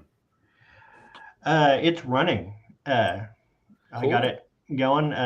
Turned out it was a big fuel pressure issue, and I pulled the fuel pump off the old engine that was sitting in the other side of the garage and swapped that out and dropped the pressure on it. So it's moving up and down the street. It's still running way too rich, but You're a rich kind of guy. yeah, Well, not is the rich enough to pay that. Yeah. Do you have any kind of valve or pressure gauge on it so you can regulate that, or what do you do? I do have a fuel regulator on it, Right. but I couldn't drop it down. The carburetor is wanting, I think, 2.5 pounds of pressure, and I couldn't drop it down far enough with the regulator that was on it. So I had to swap out for a fuel pump that had a slightly springier spring or less springy spring, so it wasn't pumping out quite as much pressure. Okay. I mean, you should have a valve that should be able to return some of that fuel back to your tank. I would imagine. You don't have a return line back to your tank? That's something you might want to look into. In other words, your valve would only allow X amount of pressure to the carburetor itself, and any excess pressure would return back to the tank. Right. Something to look at. Yeah, the regulator should take it down now, but I guess. I don't know, but it's running. yeah, the other option was put on an electronic pump and dial it down that way, but then I got. So, you're not using electronic pump? Nope, Sorry. it's a mechanical pump, Volkswagen engine. I wrongly assumed. I'm sorry. Yeah. Oh, well, yeah. Then you can just tune it to whatever you want. I would imagine.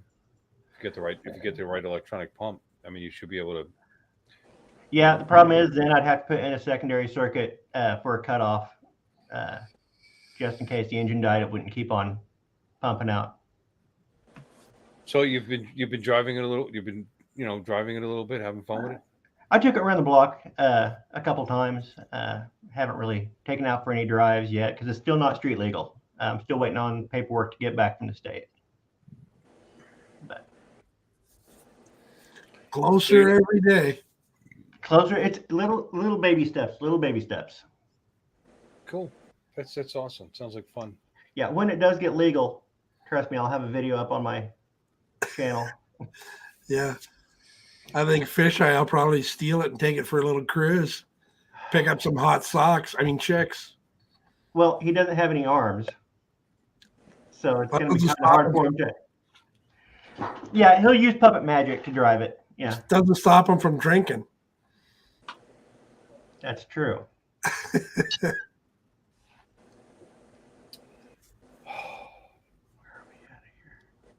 Okay. Cool. I'm glad you're actually spending some time enjoying it rather than just working on it. Yeah, we bought it a little over a year since we bought it and haven't gotten to take it out yet and really enjoy it, but hopefully it'll be soon. Look how much you've learned from it, too. Oh my gosh, I have learned a lot. I mean, talk about a guy who didn't know one side of a wrench from another when we started this project. I can take a Volkswagen engine out now and take it completely apart and put it back together. Wow. So Yeah, I'm really surprised there isn't a return fuel line. But back to the tank. I mean that's normal. I mean that's a normal setup. I don't know for a bug whether that's normal or not, but Nope. That's normally normal. If that's a phrase, it's normally normal. In a Normally way. normal. The norm. Norm. I mean, we're talking about technology that was World War II, Nazi Germany. They put out the exact amount of fuel that they expected it to go there, and no more, no less than if it was out of line and was putting out too much fuel, then something was wrong in the system itself. They didn't need to worry about dumping excess fuel because they didn't have any excess fuel.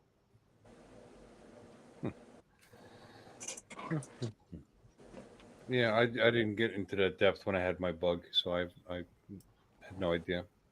Anyway, um, that's a great. That'd be a great hobby. It's you know what, a good portion of owning something like that is the reward that you get from actually wrenching on it yourself and fixing things and, like you said, learning about it. And yeah, I mean, Yeah, you can almost. I mean, it depends on how much you like doing that, but you can pretty much as much enjoy that part of it as much as actually driving it.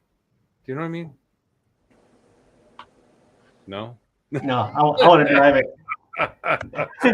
if I can't drive it, once I can drive it, then it will make more sense to be tinkering on it and do stuff on it. But when you can't take it out and enjoy it, it just feels like a job.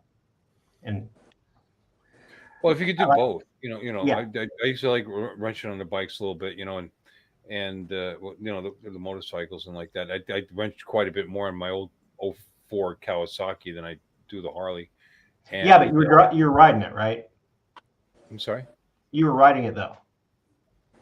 Yeah, I was riding it. Yeah, that's Yeah. true. See, That's yeah. You once gotta be I, able to once do I that. can once I can drive that bug, I'll be much happier And with then you pulling can stuff tweak off. it and tune it and make it. Yep. You constantly improve it a little bit.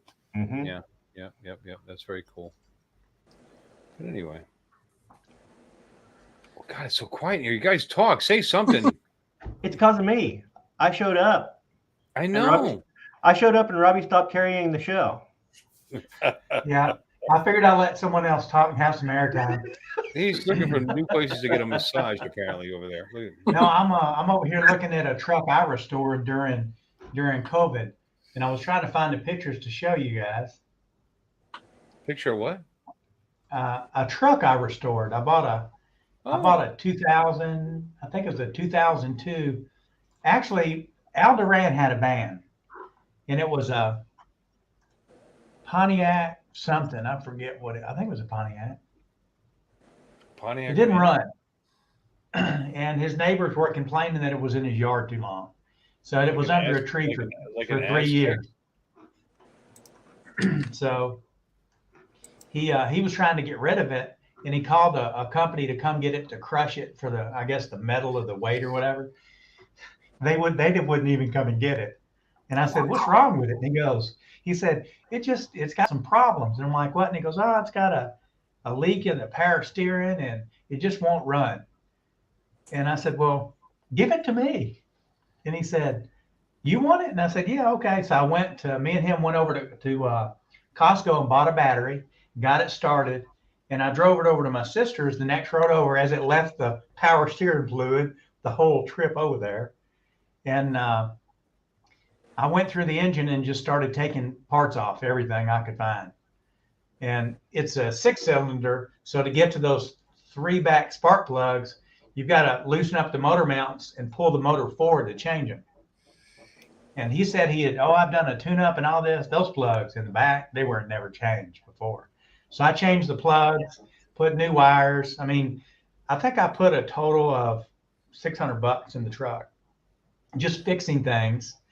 I cleaned it up. I took the seats out, carpet, headliner, everything, wash, clean, put everything back in, and sold it for $3,600 2 months later.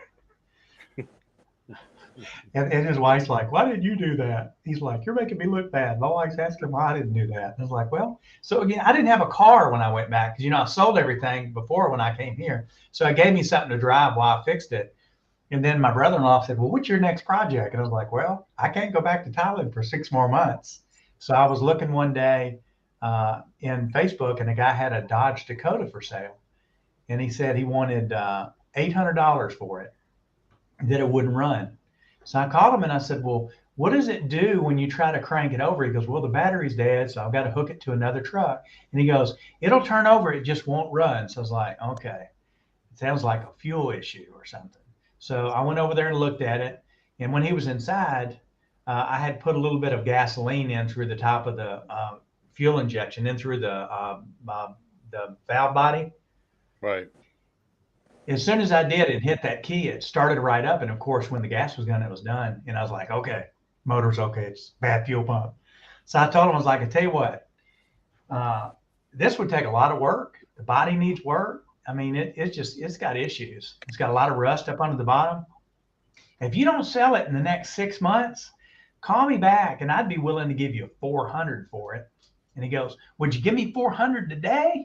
And I said, yeah. So as I dug out the $400, about 15 seconds after that, the tow truck pulled up because I knew I was going to get it. He goes, oh, you knew you were going to buy it. I said, well, I have another one that I was going to go get. And the guy was just en route. So he was just seeing where I was at. So I got the truck. He took it home, took it to my house. So I had $60 invested to get it to my house. And then I started looking inside. It was dirty. The guy had kids. So the crayons, boogers, food, everything was in the carpet and everything else. So I decided I'm going to redo this thing. I take the back of the bed off of the truck, rust all over the frame. Got a sandblaster, sandblasted it. Brake lines were falling apart. I disassembled the truck from the back of the cab back. I mean, everything. And then after that, I went over to the Advanced Auto Parts and bought new shocks. I went to a local junkyard and bought some of the brake lines for the back. And then the rest of the brake lines, I bought a kit off Amazon, redid the brake lines. But I had like 11 Dodge Dakotas that was at my local pick and pay place where you take the parts off the car. Right. And I got like the rotors, the disc, the shoes were in the back. I mean, I got everything off these trucks, took them back, cleaned all the parts up, painted them, and put them all together. So once I was done, I took the valve covers off. They're made of magnesium. They're not metal. So as I started polishing them, they started crumbling up. Magnesium is a metal, by the way. Yeah, but it wasn't steel where they were rusting. So I polished them all up, put new gas. I actually took the heads off and took them to a machine shop. And the guy said, they're in really good shape. These have probably already been redone. I was like, well, hell, I've taken them off, do them. I had the heads redone, put in a new fuel pump, took the oil pan off, put new motor mounts on it. I spent $1,200 on everything. And then when I was in Virginia, because I needed to get a paint job, and the paint was awful on those Dakotas. I don't know what it is about it. The hood's the paint cracks everywhere. It's like trying to sand down the Sahara Desert when it has no rain. Sure. So I started sanding on it. And 2 days later, I was down to the primer of the whole truck. I taped it all up, primed it myself. And then at this point it was running. So I drove it 700 miles from Virginia to Nashville, Tennessee, to Hendersonville, where my brother lives, because I had called the paint company in Virginia and they said, hey, we want $2,000 to paint this truck. And it's a truck. So we're going to want another $250. So I called down to Nashville and I told the guy, look, they're expensive up here in a paint job. I need a paint job. My brother's got a truck. He needs a paint job. What do you charge? And they said, well, are we going to have to do any body work or anything? I said, no, it's going to be taped up. All you got to do is shoot it and then let me come and get it. And he said, I'll do it for $422. I was like, I'll see you in a week. Drove the truck down to Nashville, took the side lights off, took the grill out, took off the door handles, taped up everything perfect. And he shot it he did it in a metallic gray. I took the front part where the grill was, and I bought some of the rhino liner, that rough black rhino liner they use in the beds. I painted that, my side mirrors, what else? Oh, my back bumper and the lower part of my front bumper, and put it back together. When I got through, that truck was perfect. I sold that truck for $7,400.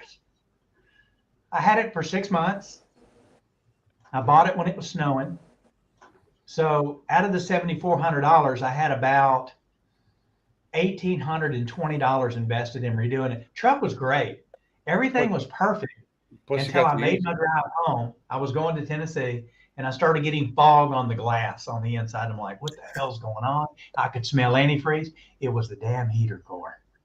And the heater core on a Dodge Dakota is in between the dashboard and the firewall. So I had to take the whole dash out, take out the whole box, replace all the parts. I'm not a mechanic, but I'm a good puzzle guy. I can take something and put it together. We learned that, Bill, from working with computers, putting stuff back. I learned it from being poor and having to do everything myself.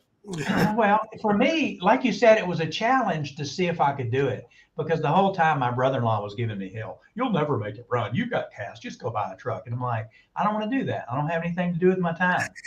So got the truck fixed, did it myself. And some of it was hard, but got everything fixed on it. And it's funny because when the guy came to buy it, you'd have got a kick out of this. We pull up. I told him where it was, and I said, be here at 1 o'clock. He shows up at 12:30, 30 minutes early.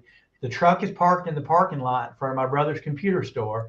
We pull up. Dude has got 2 hydraulic jacks with him, jack stands, rubber gloves, a towel draped over himself here. And I'm like, what the hell's going on here? And I pulled up, and he goes, truck looks awesome, but I need to give it an inspection. He was up under the car and everything, and he came out and he goes, look, there's a little oil on my hands on the bottom of your oil pan. Ew, boogers.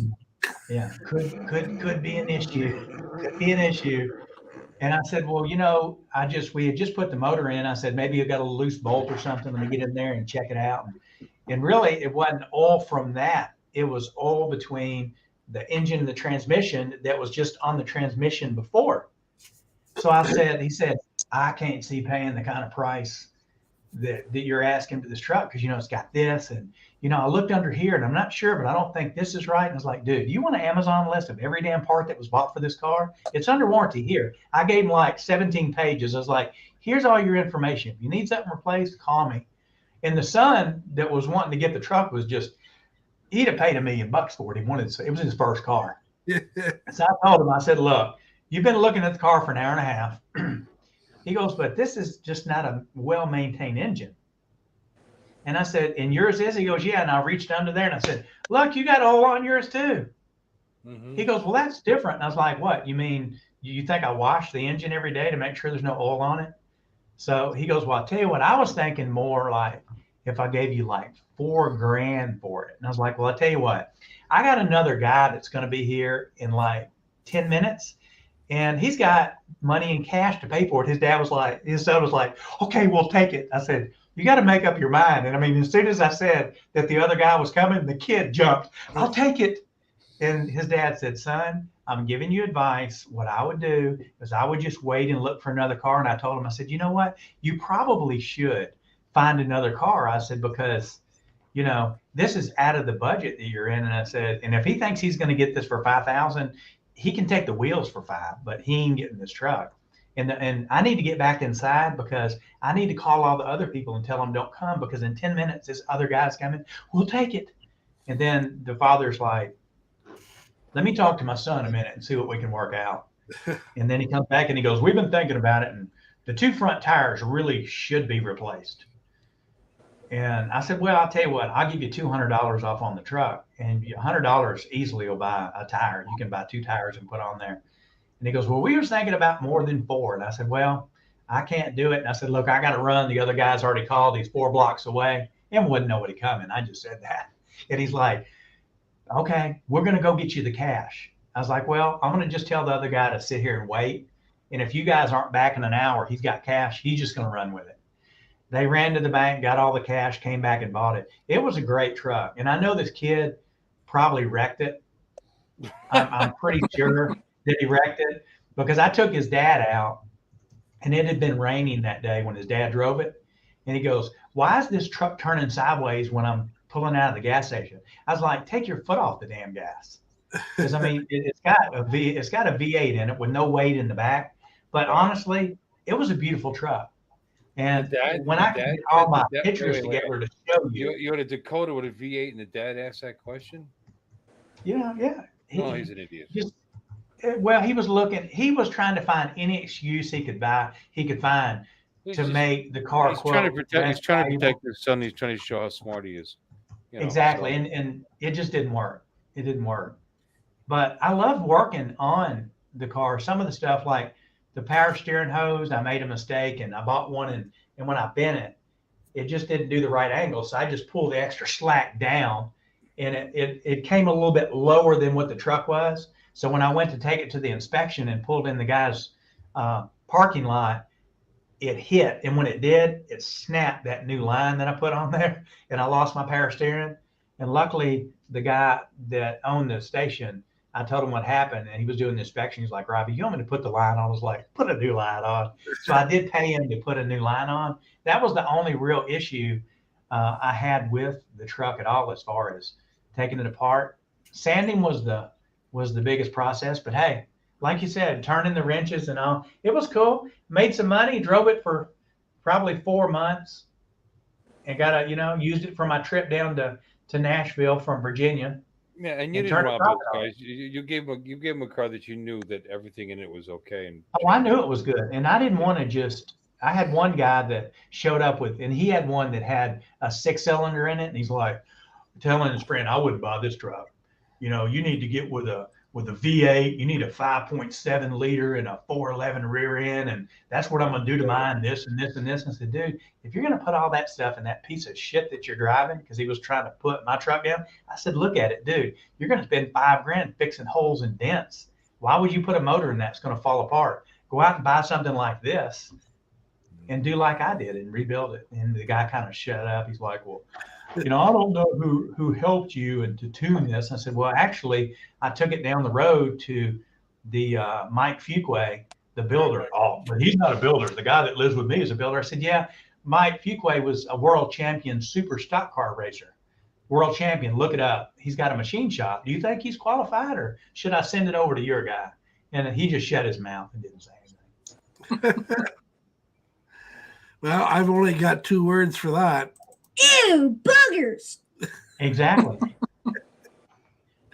But it's fun. The bugs are fun. My ex-mother-in-law had one. I drove one in a snowstorm one time. I'm telling you, it'll go anywhere in the snow. They really do. Yeah, my parents had a bug kind of like this one, a fiberglass dune buggy, and I drove that thing quite a bit whenever I drove it more than they did. But they sold it, and I always wanted one, and finally got one. Now that Yeah, the you're minivan bugs are popular here.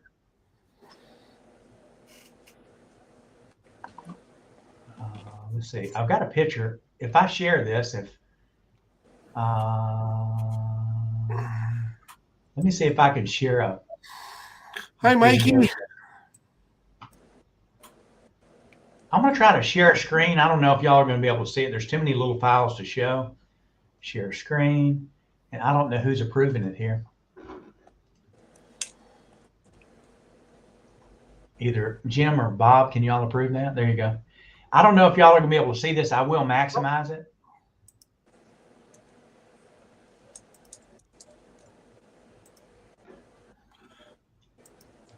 I screwed up.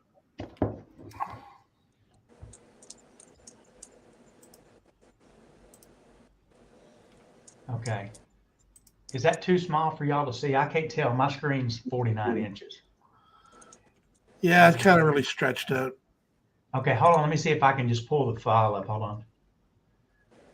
It's going to be in desktop truck.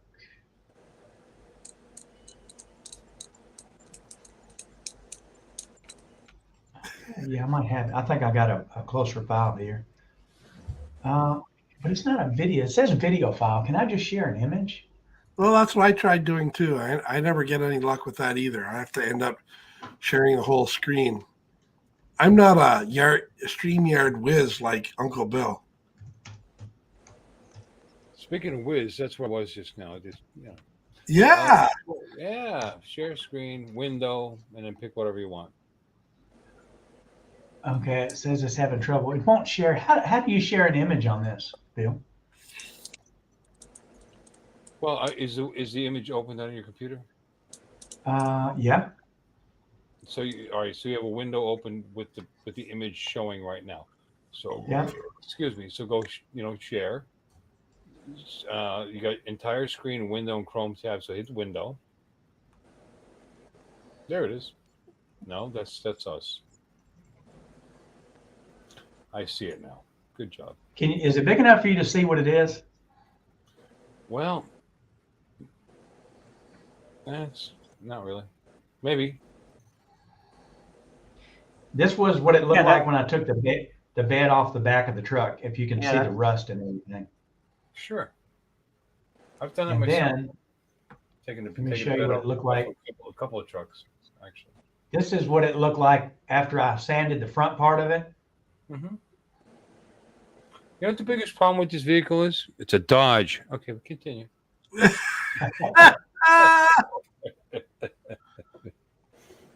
But I'll tell you one thing, it ran, when I got done, it was a sharp looking truck. I mean, thank goodness to Amazon having good prices on lights and replacement parts. I put a new fuel pump on this thing. It cranked right up. I put all new trim on it. I spent a lot of time when I got through, man. This truck looked like the body looked physically brand new. Welcome. Well, that's great. No, he got a good deal. I don't know what that guy was angling for, but you obviously spent a lot of effort and time with this thing. Well, with having the issue with buying a new vehicle today, especially in the Tennessee area, Virginia was a little easier to buy stuff. When you wanted to go out and buy a truck, you just couldn't find them because there just wasn't anything for sale. Because of the new vehicles, they just weren't there to buy because of the chip shortage. Everybody was trying to buy everything used they could buy and fix up. And Dakotas, they're inexpensive to get. Had I thought about it when I started building this one, they had a 4x4 at the junkyard that was missing the back part, the bed of the truck, but it was all 4-wheel drive. I could have bought that truck and put my motor in it and had a 4x4 truck out of it. But I was too far into what I was working on with that particular truck. So, and for me, it was just a issue of not having to rent a car when I was in the US. I had something to drive. And then when I got ready to leave, I got a lot of profit out of it. It made it worthwhile for me to do. Never, when you move to another country, never sell all your shit. Because when I left the U.S. in 2008, and I moved to Costa Rica, sold my home, sold another Dodge Dakota like this in '99. I sold a Chevy Tahoe, and I'll tell you what I did. I took the Chevy Tahoe to a title loan company in Virginia. And I asked them, the truck was valued at probably, I think I paid $6,200 for it when I bought it. And it was in really nice shape. Built a website for an audio company. They put in like $4,000 worth of stereo equipment in replacement for the website. Truck was beautiful truck. And I went to the title loan place and I said, what do y'all loan me on this truck? And how does this work? And they said, well, we'll give you $10,000 for it. I said, well, I only need $8,000. Because I was thinking about, I'd take some money on it, use it to buy some stuff. It was before drones. Maybe I'd buy another car and fix it up and sell it with that money. And he said, well, if you don't pay for it, we keep your truck. And I'm like, so how does that affect me? Oh, it won't affect your credit. It's a secure loan. It's just, we'll come get the truck. And I was like, I'll take the 10 grand. So they took the 10 grand. The guy called me 3 weeks later. He's like, your first payment's coming up. And I'm like, lost my job. Don't have the money. Don't know what to tell you. He goes, well, we'll come get the truck, don't you? And I was like, yeah. And I said, I'll just bring it down there and drop the keys off. So I sold the truck and made $10,000 off the truck. And that was it. It's a secure loan. It wasn't against my credit. And I had already been looking in the Trader's Post and the other places for what the Tahoes were selling for. And I did really well off of doing it this way. So I came back from Costa Rica like 6 months later, and I was trying to get rid of the Dakota because my mom was like, you need to get out of the driveway.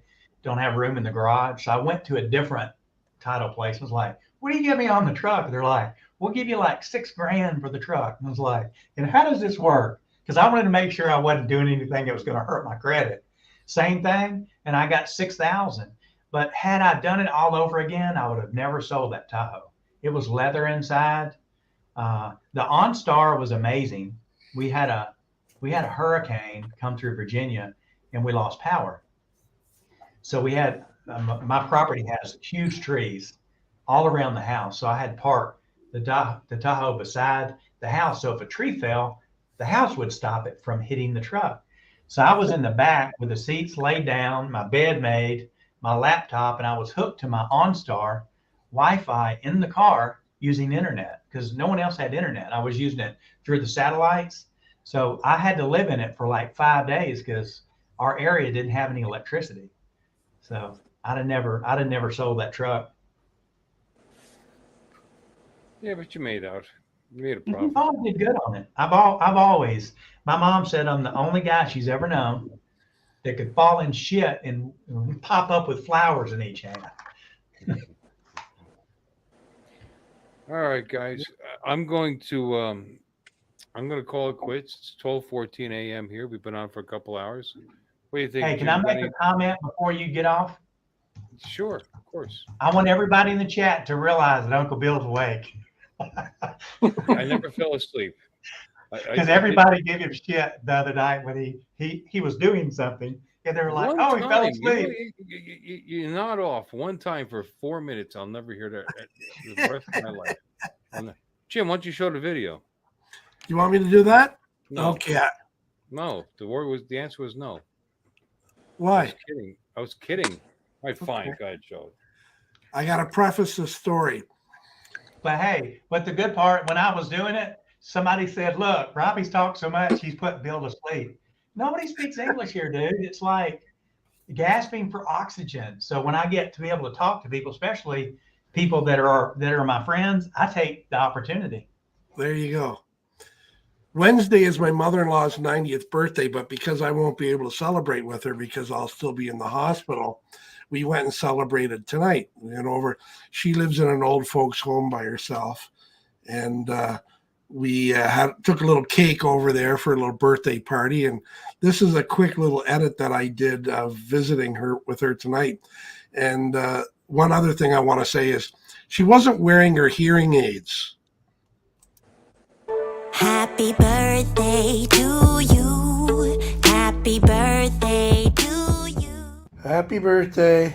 Yes. Say cheese. Cheese. Blow them out. Okay. Blow. Blow them out.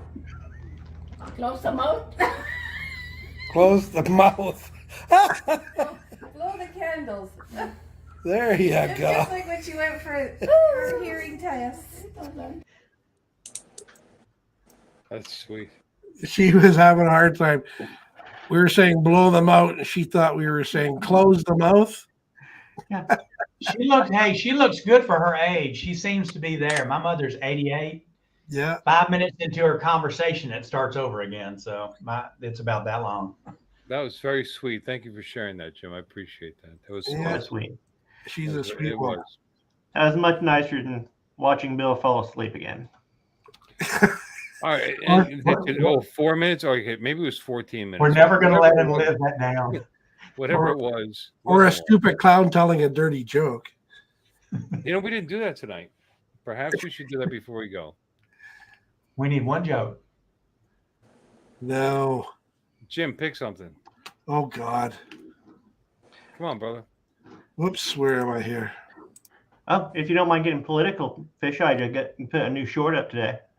Oh, I haven't seen it yet, so let's do that. Yeah. Yeah. Throw it up. I don't know where it's at. I'd love to see it, actually. You don't know where it's at. I'm trying to open up a different window here.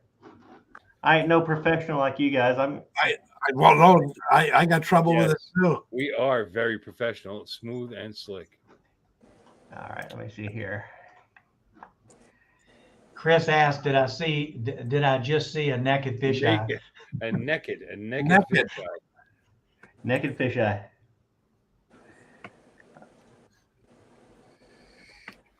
Uncle Bill for president?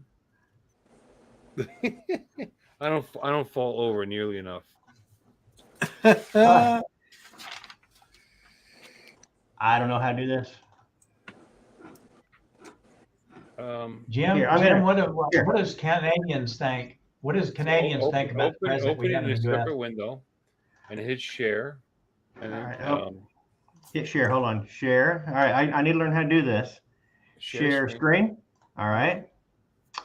Then hit window. You see the 3 words at the top, hit window. And you should see some pictures there. You pick the one that you're showing. Window. Aha. All right. Let's do that.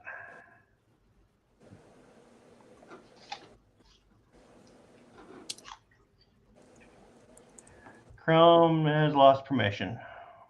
Chrome lost permission. Lost permission? I don't know. That's what it said. Let me try this again. Try it again, because I was stepping through it with you when you were doing it, so maybe it was because I did that. Share window. Bam. Nope. My Chrome is screwing up. Is it on your channel or anything, or no? Yeah, I just put the link here in the private chat. Yeah, do that. I'm gonna have to open up StreamYard and play and find out why Chrome is not playing with it correctly. Then. There's that sound. What is that? What makes that sound, Don? A ruler on a desk. Get out. Yeah, I just took a ruler on a desk, went and then sped it up. Still wearing the same dress. Wow. So you've got that tape, that audio that you just insert for all your videos. You don't. Oh, that's cool. Right. Monica Lewinsky's in the news again. She's still wearing the same dress. Monica Lewinsky. Monica Lewinsky's in the news again. She's still wearing the same dress. I get it. That's funny. Mandatory vasectomies. I love it. I like it a lot. Look at her. Look at her dress. I know, sperm dress. Oh, that's great. We're all a little damaged, aren't we? My favorite sex position is called the JFK. I splatter all over her while she's screaming and tries to get out of the car. What's the matter with you? What's the matter with you? What is the matter with you? Can't you that is one of my better jokes that have a lot of traction. See, I figured it was gonna be hit. I figured it was gonna be head all over the back seat. But I wanted to see a whole, Uncle Extra Medium video with the girls and all that. Oh, stuff. you want to see the whole girl thing? Yeah. Okay. I know Mikey does. What do you think, Flyzone? Oh yeah, he does. Let me. Charles, you were upside down for a second there. Yeah, pick one. All right. Everybody, I'm Uncle Extra Medium, and welcome back to my channel. Yes! Where I tell jokes. Oh, man. They're pretty bad. Well, some are pretty dirty. And some are really, really bad. And that's why I have to put a disclaimer. So here it is now. Quiet. This program is rated PG and may contain mature subject matter. Viewer discretion is advised. I don't even know what that means. I'm going out with an English teacher, which is a bit awkward because she keeps correcting my grammar during sex. She's particularly annoyed at my improper use of the colon. They're doing a biopic of the crocodile hunter Steve Irwin. It's only going to be available in Blu-ray and Stingray. What, too soon? Yeah. I know some of you have been asking about Mr. Pottyhead. So here he is now. Yippee! Hi, everybody. Mr. Pottyhead here. I asked my wife why she married me. She said because I was really funny. I said, I thought it was because I was good in bed. She said, see, you're hilarious. Very good. That was good. Thank you, Jim. Hey, thank you. Thank you for bringing the culture up, the level of culture to our channel up to that level. And the girls weren't too slutty. That was okay. That was good. Too slutty. Damn, sorry. No, they were attractive, lovely young ladies, and I appreciate them too. So anyway, guys, see, I knew Mike would like it. There he goes, going crazy. Yeah. You cannot use Mikey cannot use enough emojis. Guys, I gotta go. I run out of things to say. Well, we're all saying goodnight now anyway, Robbie. So I Yeah. appreciate you coming in and filling the airtime. It was great with all that, mambo jumbo, whatever you were saying. No, it was good. It was very interesting, and I followed it because I worked on my own vehicles for many years, and you kind of brought back memories. So next week, Jim, I'm going to be talking about all the stuff that I've done to my vehicles over the years. So okay, mark that on the calendar. See you, Robbie. We're going to say goodnight to everybody. Thanks, guys, for stopping in, and good night, folks. We love you all, and have a great night. Good night, Charles. Good night, Don and Bill. Good night, Bill. Good night, Don. Good night, folks in the chat. Good night, guys in the chat. Good night, John.